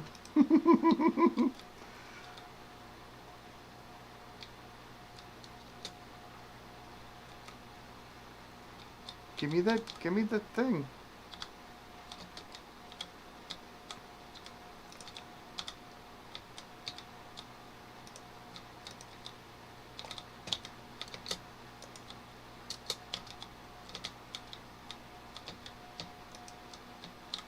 Oh no, quad damage, just what I don't need. No! Alright, well, this is a bad idea. Try and play this over my streaming setup, but it does runs okay. Again, this is the game that really wants slot 1. It needs that memory bandwidth that slot 1 has. And of course, you know, socket A has got similar memory bandwidth. Okay, so the next thing, before we end the stream, is try the Ryze CPU. Let's do that. So we're going to try, this was the other thing, the Ryze MP6. Let's see if I can get this to focus on this thing. This camera is awful. Focus, there we go. Yeah, Ryze MP6, 266. Like I said, this runs at 100 megahertz. I believe it calls for a 100 megahertz frontside bus. Yeah, 2x multiplier, 100 megahertz frontside bus.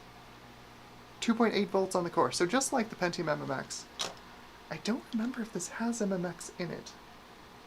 If it doesn't, I guess we'll find out. I'll run SpeedSys on it first. It has been a while since I used it.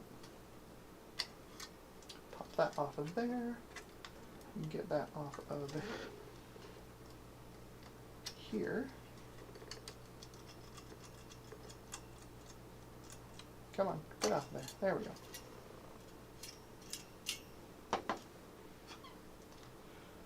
Ta-da! Another CPU to clean. Come on, get out of there. Get out of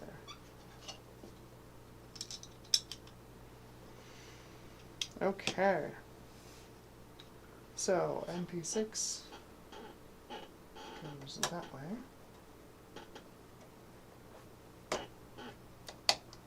Set the voltage correctly this time. Jeez. 2.8. Multiplier is on 2x. We're on 100 megahertz frontside bus. So in my testing, throw just a little bit more, just a smidge more on there. In my testing, I found this to be basically the same speed as a Pentium MMX. Partially because it doesn't have enough level 1 cache, in my opinion. I don't know if this was on purpose, if they designed this way, or if it was just, you know, they were hoping to make it better on Rev 2 and they never got the chance. But, like, I think it's only got, like, 8K of level 1 cache. There we go. Ta-da. I'm just going to leave this thing disconnected because it's not doing anything anymore. Okay.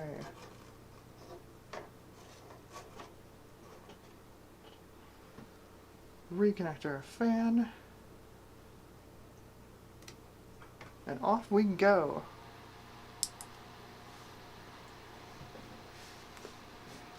Ta-da!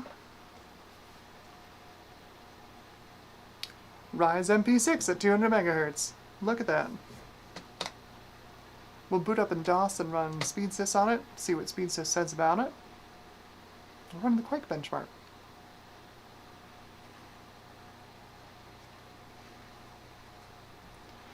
So the Pentium at 250 gave us, what, 186, I think?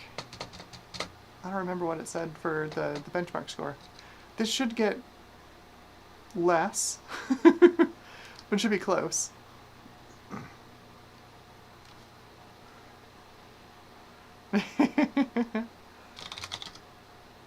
Alright, so SpeedSys first. Let's see what it says about the CPU.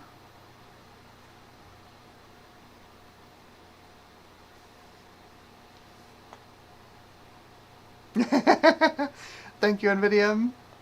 Thank you, Chris Ducati, or NVIDIA. And Ryzen 9, thank you for reminding me to set the CPU voltage. Yes. So we were at, what, 268, I think, for the Pentium 2? No, we were at more than 268, I think. 286 for the score? I don't remember. But you can see we're close. We're at 200 megahertz. It's around the speed of a, Pentium 260. Well, it's around the speed of a Pentium 266. In integer, at least. It has no write-back cache. Ouch. But you can see how small that level 1 cache is. Right? And you look at it and you're like, wow, that level 2 cache is really fast. It's not. It's the same speed it was before. The level 1 cache is not fast on this CPU. That's one of the cache is the problem with this CPU. I don't know, because this went on to become I forget what it was called. Not the Dragon Ball. It was called something weird. But this CPU got Rise cratered because they released the CPU in 1998. It wasn't very fast. Nobody cared.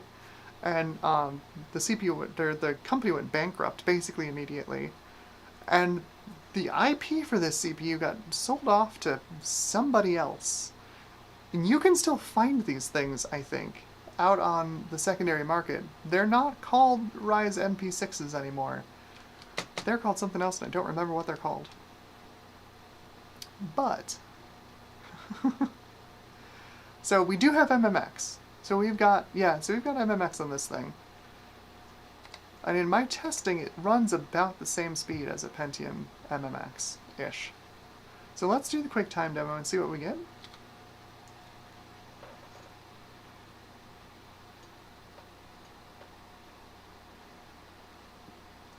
Not terrible. That's pretty respectable. Let's see what we get for a number. Sucre asked, what is a Rise CPU? So this is a company that, if you remember back in the 90s on Socket 7, we had all these 43 FPS. That's pretty close. That's pretty close to what we got on the Pentium. Let me turn up the brightness again so y'all can see this. We'll do a map start and a plus M look.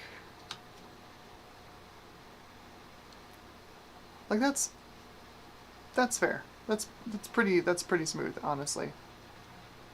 It's about the speed of a Pentium, honestly, of around the same vintage. It's fine. It's fine. So Rise was the CPU design. I don't know when they started designing it, but they didn't release it until 1998. And you can imagine if you release a CPU with this level of performance in 1998, we've already got the Pentium 2, it already exists, the Celeron has already come out, AMD is making K62s at this point, and then Rise releases this thing that's about the speed of a Pentium.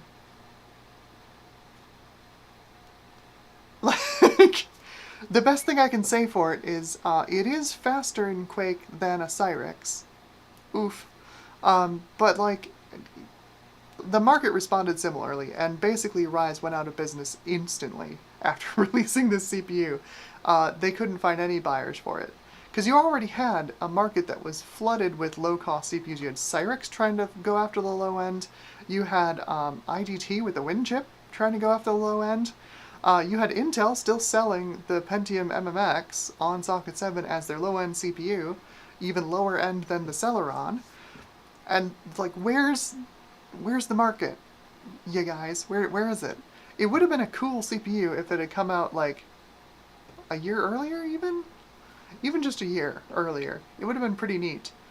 They might have even gained a foothold in the marketplace. They might have even supplanted Cyrix, honestly. Because like, by that point, by 97, 98, folks were pretty nonplussed with Cyrix and their shenanigans.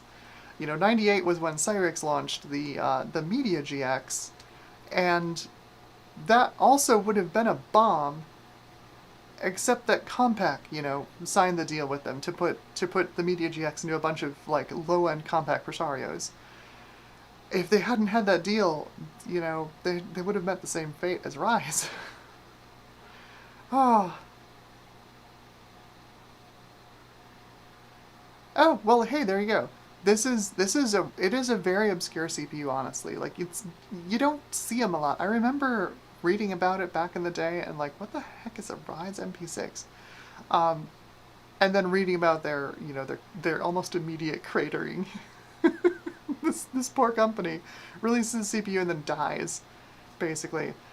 They were bought. Who bought them? I'm gonna look them up on Wikipedia real quick. Let's see. Ryze MP6. Wikipedia, tell me. This got bought by whom? Yeah, announced in 98. Ryze quietly exited the market. Oh, there we go. Okay, so SIS licensed Ryze's technology.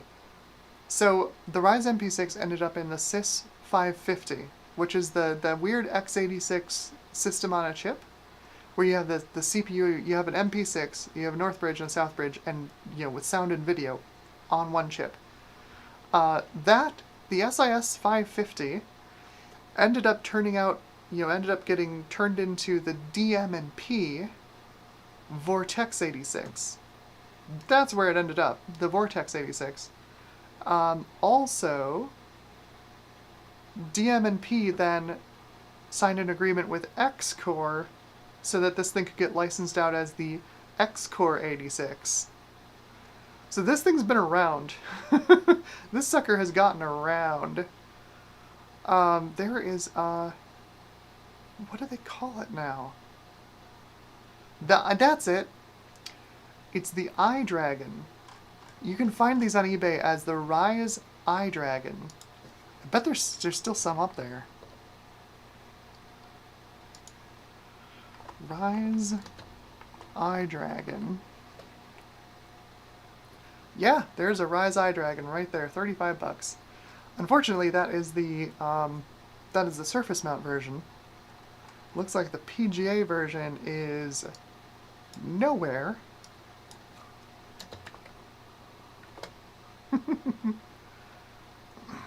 Oh my god.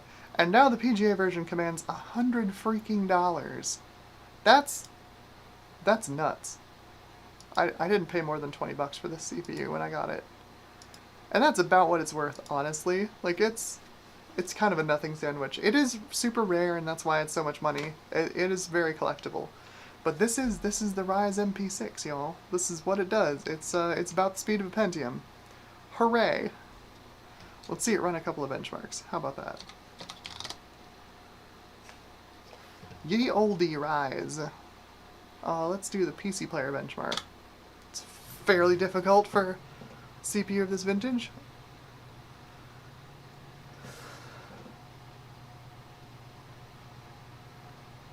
Yalv says, Ryze iDragons are later versions, might overclock better. Yeah, I think there was a die shrink I think the eye dragons were a die shrink, but it's still the same core.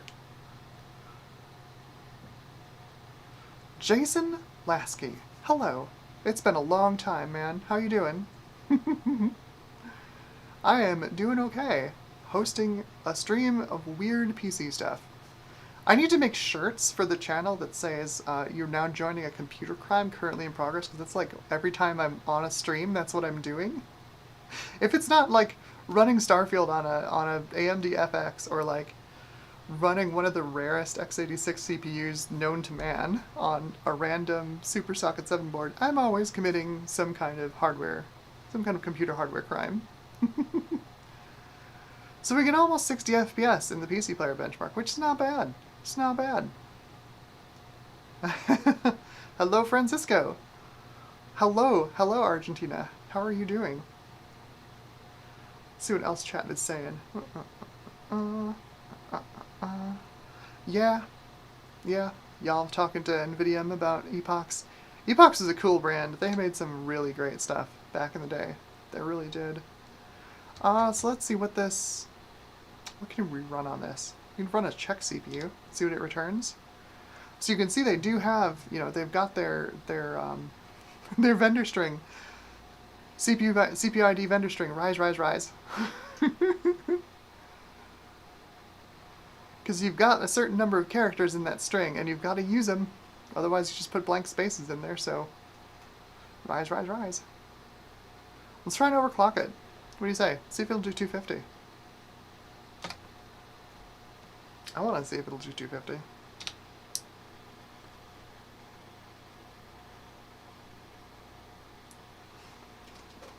It's not like the K5, where you've got like the K5 has like 0.25x multipliers on it, which is just bizarre. It's just bizarre. So you have to use a table to figure out like what if I set this multiplier, what speed do I get out of it? Ryze MP6 at 250. Now I'm overclocking a phenomenally rare processor. Let's see what this thing does. This should be fun.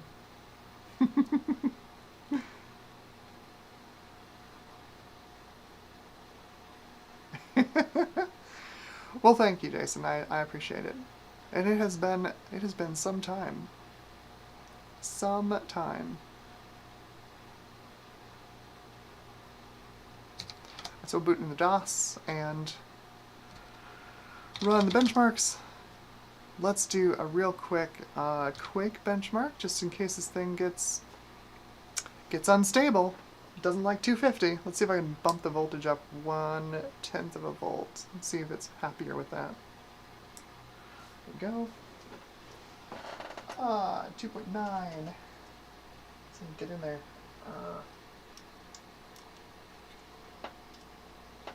2.9 volts.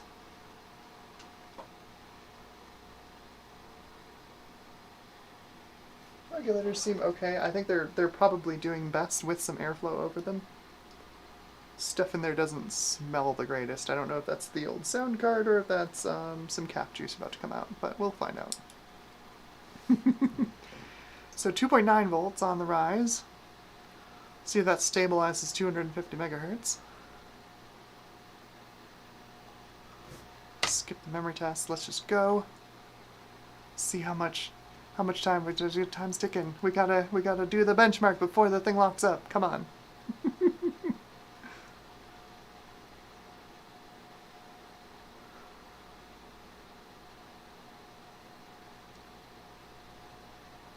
This is the other thing, is that my other Super Socket 7 board couldn't overclock any of these chips.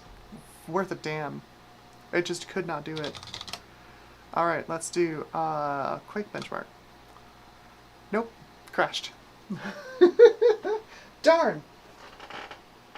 I don't have 3 volts, I have 3.2 volts. I don't want to put 3.2 volts through it. It is exceptionally rare. I'd rather not cook it.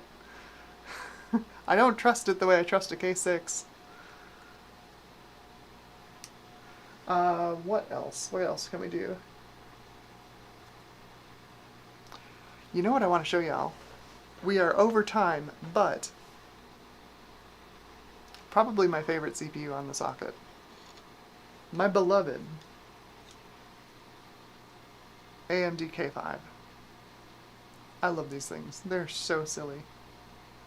I was mentioning the K5 and its bizarre multipliers, is it has fractional multipliers. Let's fire it up.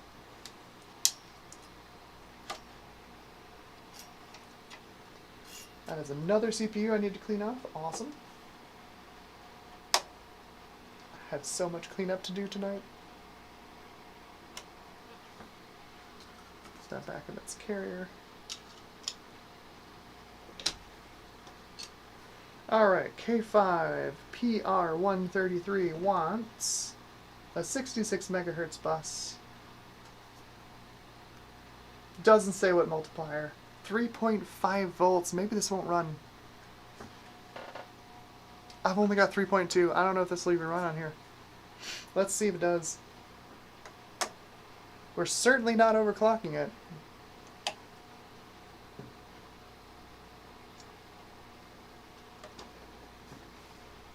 Alright, this definitely needs more thermal paste because this thing runs hot as H.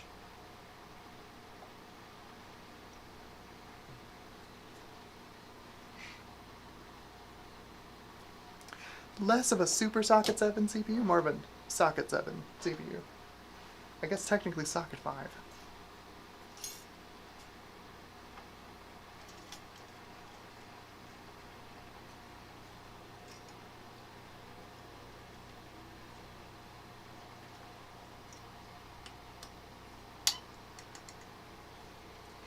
Okay. So, I need to go get my chart of multipliers for the K6, or for the K5. AMD K5 multipliers. Da, da, da, da. Where is it? Wiki chip? Do you have it? No. I wish I'd bookmarked this.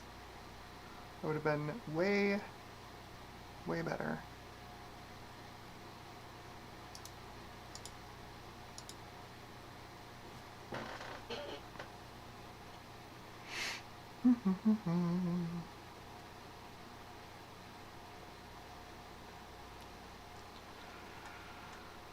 No links to multiplier charts.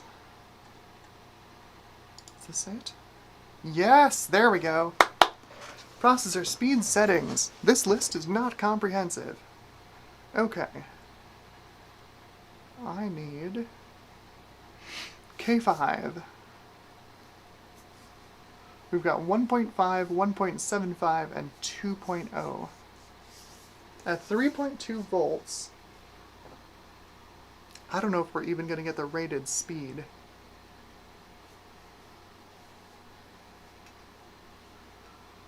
I think this runs at 100. I think it's rated for 100. 66 megahertz bus with 1.5x multiplier.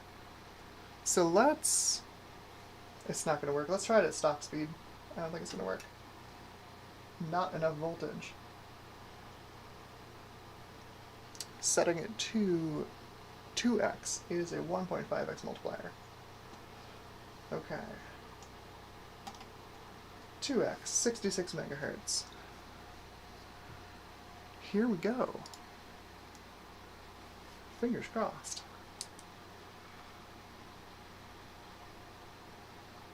Oh. Hey. K5 BR133. We are so undervolt. This is way too low voltage for the CPU, but it's working for now. Let's see how long it works. No overclocking this one on this board. Not enough volts.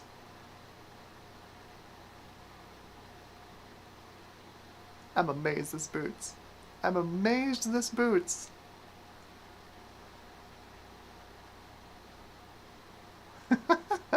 Let's see if it runs a speed sys. Probably not, huh? What's the likelihood that it locks up on speed sys? So this is rated for 3.52 volts, so this is like socket 5 voltage. I'm running it at 3.2 volts. And in fact, it might be running at the 3.3 volts. It probably doesn't even have a split power rail. It's just running at the 3.3 volts on the I/O voltage, is my guess. It's way undervolted for what it should be. Rise 9's happy. It's an undervolt. We finally got an undervolt. It's accidental, but it's an undervolt.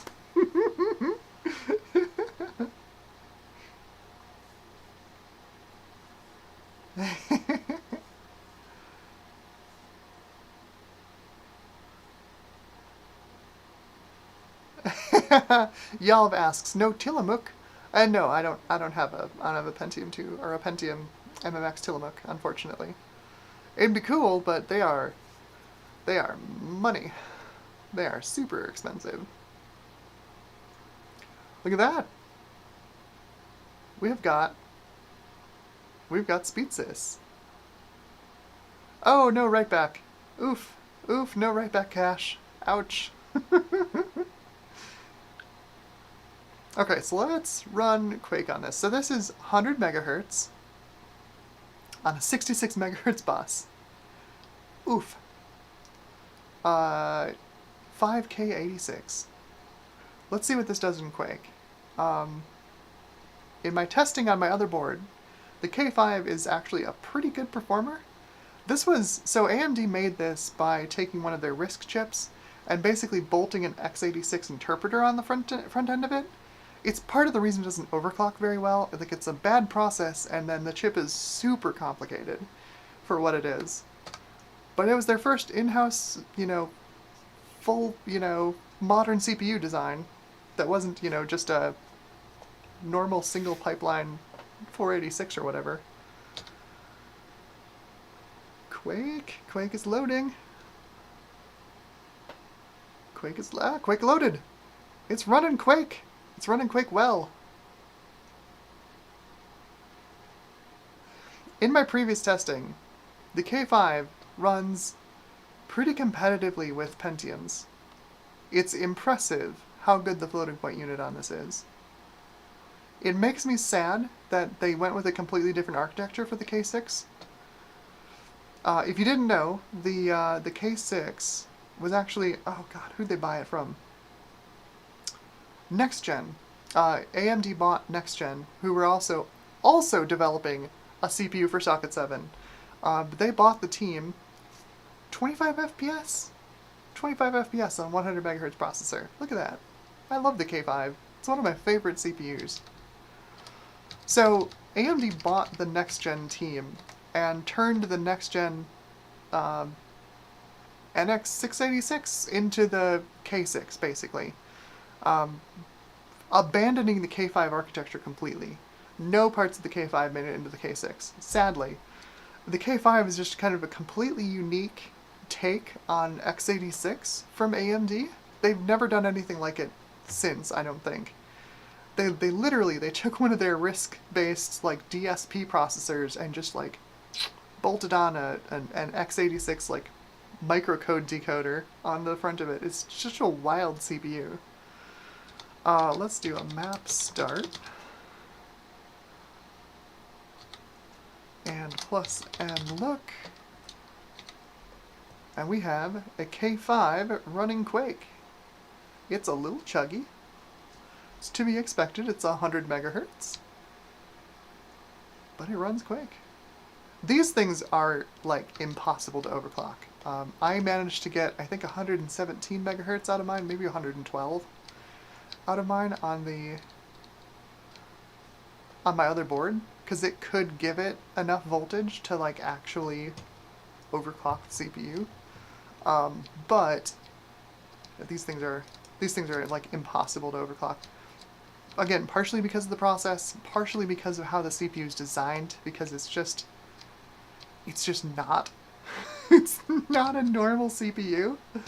It just really isn't. Running Quake on the K5. Who wants to see it run Quake 3? It'll run it. It hurts, but it'll run it.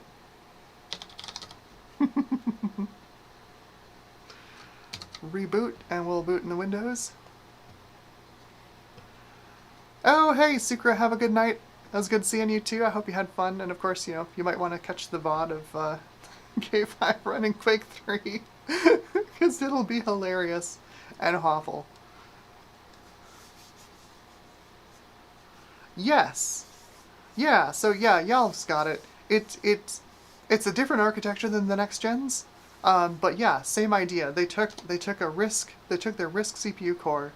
What did they call it at the time? It was like the 28,000 or something, like the AMD 28,000 or whatever it was. That was the core for the K5, and then they hacked on they hacked on the microcode interpreter on the front of it. It was a wild CPU design, just absolutely wild.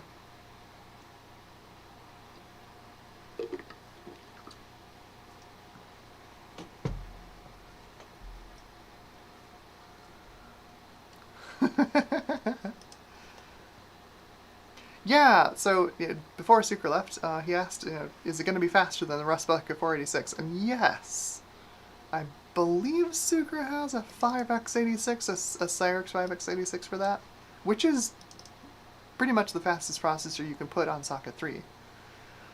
But it's not a K5. K5 is quick.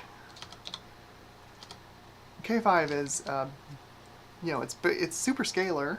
First of all, it's super scalar. It's got a full 64-bit bus, just like the Pentium.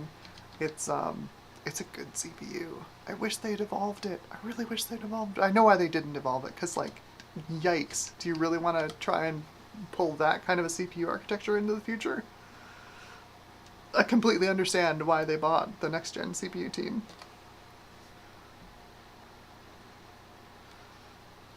Okay, so we should still have the same settings. Yep, 800 by 600. We got 37 FPS with the K6 Plus at 600 megahertz. What are we thinking? 3.7? 3.7 FPS. Alright, time demo 001. Here we go. I'm just shocked that this is running. Absolutely shocked that this is running.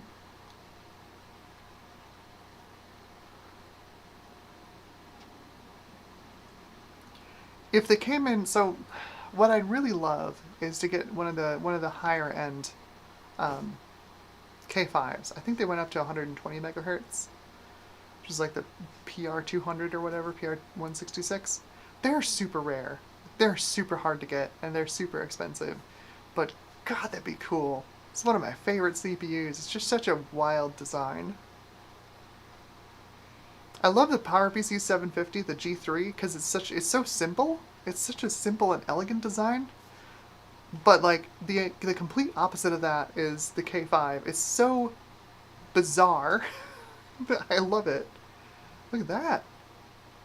That's very slow, but it's running Quake 3. That is extremely slow, but it is extremely running Quake 3.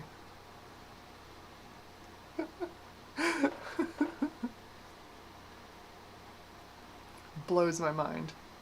I love it. Good old K5. What a great little CPU. It's okay, K5. I'm going to put you out of your misery. You don't have to run through this whole benchmark.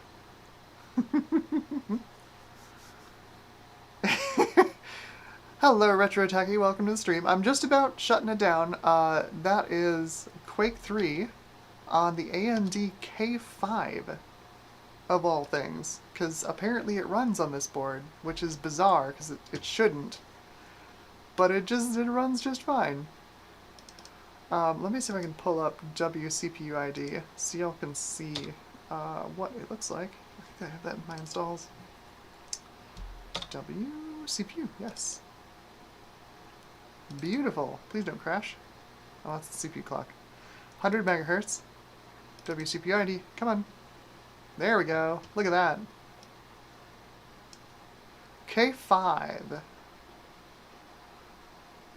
Family 5 Model 1 Stepping 4. Nothing supported. We've got no extended instruction sets. 16K of instruction cache and 8K of data cache, and that's it. Level 1 only. It is a wild CPU. I love this thing. And like I said, I've been able to get this up to, I think, 112 megahertz.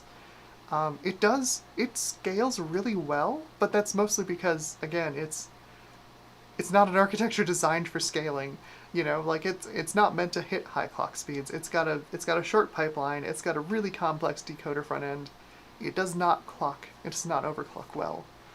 But if you can manage to overclock yours, they go quite fast for what they are, for running at 100 megahertz. They're cool. I like the K5. Anyway, I think that is it for this stream. We have looked at a bunch of stuff on SuperSocket 7, and I think I may have broken the board, which is cool. I am annoyed about that. Let's run our screensaver here. There we go. But yeah, I think that's gonna be it for the stream. I sure hope I didn't kill that fan controller, but it sure seems like I did. So what we did the Pentium MMX 233 at 250, overclocked nicely. We did the K62 Plus 570 at 600 megahertz, ran perfectly fine. Accidentally ran that K62 Plus at 2.8 volts. Almost cooked it, but didn't. And of course, started out the night with the K62 350, running at stock clocks and voltages, ran just fine. And then of course, there was the lovely Ryze MP6, which is a bizarre CPU as well. Another bizarre CPU on this platform. Socket 7, probably one of my favorite PC platforms of all time, just because it's so weird and there's so many CPUs. Like we didn't even get into the Cyrix CPUs. I've got some weirdos in that one, right? Like my Cyrix M2, this is basically the same thing, just in a gold top. The 6x86MX. And then, because Cyrix was so desperate for money, they let other companies build their CPUs. So like, ST Microelectronics, you know, like the STM32? Yeah, they made Cyrix CPUs for a while, because they licensed it. They licensed it from Cyrix. just bizarre. I love Socket 7 so much. There's just so much weird stuff in this era. Oh yeah, and we didn't try the Win chip either. Good old Win chip. What a CPU that is. That actually, I found again in my testing, the Win chip's not bad actually.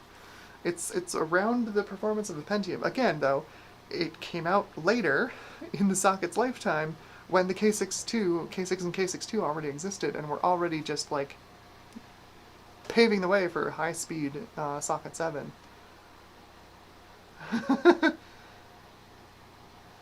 Ryzen 9 asks, can next stream be Super Socket 7? So we want to do more Super Socket 7. I mean, we can. We kind of, I think, exhausted the interesting parts of Super Socket 7. You know, other than, like, doing benchmarks, which I don't know if that's a super interesting stream. You know, like, because we ran the benchmarks, we ran the CPUs. Oh yeah, Yalv says, no L2 cache wasn't expected. So yeah, most CPUs on Socket 7. So if you think about this way back, right, you've got like 286 and 386, Socket 1. Didn't really have a designation, but it's been called now Socket 1. Your CPUs were enormous. They were enormous. Let me show you the K5s in the machine. Oh, the Cyrixes are good examples of this, because they're ridiculous. I'm trying to look through my... Nope, that one's flip chip. I don't think this one's flip chip. That is not flip chip. Yeah, look at this. Okay, so here's the thing. We're talking like 96, 97, 98. CPU fab technology, not particularly great, right? Like, we're over 180 nanometer, right? Like that was Pentium 3 Coppermine was 180 nanometer, so we're above that. We're at like 450 nanometer. These are enormous. These dies are enormous. You look at this is the 6x86MX. So this is not flip chip. This is the original kind of mounting that these use. Underneath this cover here, that's where the chip is. So you've got the chip in the middle, in here, and then you've got the gold bond wires that go out to the pins. Right, like these things are, they're larger than your thumbnail. These are enormous chips. They didn't have the room to put level 2 cache on the die. Even the level 1 cache that they put on these things was like, space was at a super premium to get cache on these things, because SRAM cache is one of the most expensive things you can put on a CPU in terms of die area. It takes up a ton of room. If you ever look at a die shot for anything, everything has cache in it. You look at a die shot for anything, those big solid blocks of color that you see on the die shot, that's cache. That's what, the cache is just huge swaths of SRAM. They're enormous, they're all uniform, and they take up a huge amount of space on the die. So it wasn't until like, oh, what process node was Chomper on, or not Chomper, Sharptooth?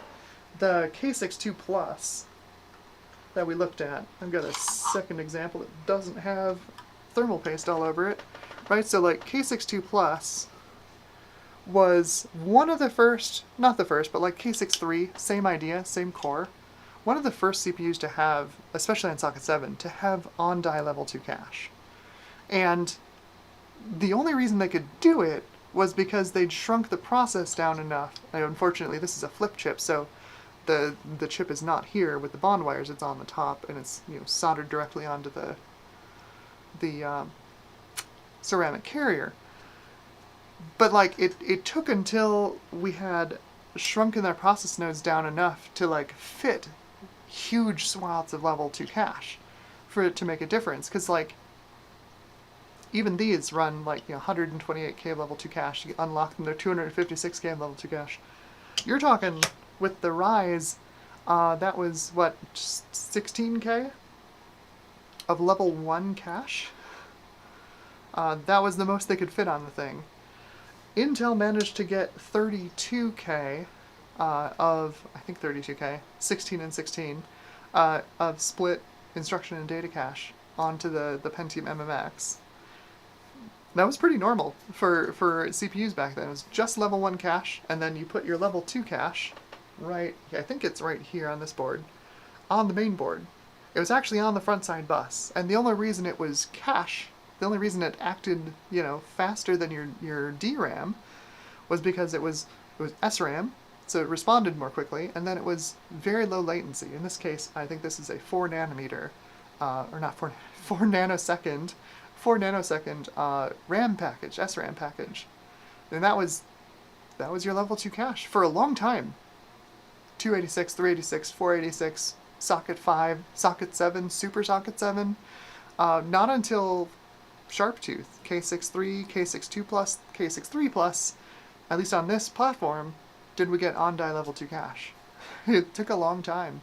And even, I can show you this real quick. Where did I put it? Where did I put it? I thought I could show you it really quick. Shoot. Where did it go? Oh, there it is.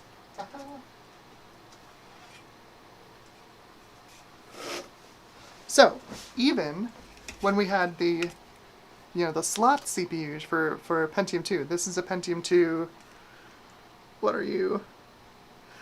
This is a Katmai. This is a Pentium 3 500.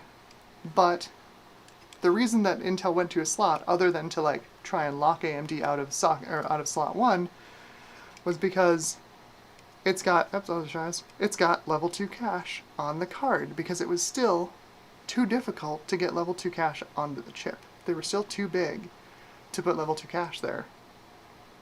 So it was a long time before we got level 2 cache on the chip itself. Quite a long time. Obviously, right after Katmai was Coppermine, which had on-die level 2 cache. And we've never looked back. But yeah, that is a very brief history of on-die cache on socket 7. So let me switch over to the ACAM. Ta-da! Alright. So, I hope everybody had fun. I hope everybody had a good stream. This was another, like, monumentally entertaining stream for me to do. I love showing off old Socket 7 stuff, because it's one of my, like I said, it's one of my favorite platforms on the PC, bar none. There's just so much weird stuff. Just so much weird stuff on this platform. So, if you liked what you saw, please give a like on the video and subscribe to the channel. It'd be cool, because that helps get more subscribers, get more... I can finally maybe monetize the channel. Sadly, it does not bring in any money at this point. But that would be cool, because then I could keep doing this. Be nice. Anyway, I hope everybody had fun. The number one thing is, I hope everyone had fun. And I hope this is entertaining and or informative. And yeah, we'll definitely do some more of this later. I also want to do some Slot 1 stuff on stream. I've got a number of Slot 1 motherboards at this point. Too many Slot 1 motherboards. But I also have, like, I've got a Socket 5 Pentium back there that I want to get up and running and see how that does. Because I've never played with Socket 5 either. Well, technically. I don't think that TX Pro was actually Socket 5. I think it was a Socket 7. Anyway. I hope everybody has a wonderful night. And I hope you treat each other well. And God willing, we'll see each other in the sequel. Spaceballs 2, The Quest for More Money. Hopefully we'll see you all next week for the next stream, or, you know, whenever I get the next video out, which I'm hoping is going to be like Monday morning. Working on it. Cheap Ryzen. It was going to be a quick one, just, you know, Ryzen 5 1600, just a quick blurb about it. How it's, you know, really cool to be able to build a system for cheap and then, you know, upgrade it later when some random mysterious game comes out that brings the system to its knees performance-wise. And then Starfield launched, and it was that game. So I had to rewrite my script like twice. So hopefully I will have that out by the end of the weekend, and y'all can watch that one. I think it's pretty good. I think it still makes sense to, if you're looking for a cheap PC, to build Ryzen 5 1600, or to build something basically new. Anyway, I will talk to y'all later. I hope you have a wonderful night, and I hope the PC parts will always be in your favor. Have a good night.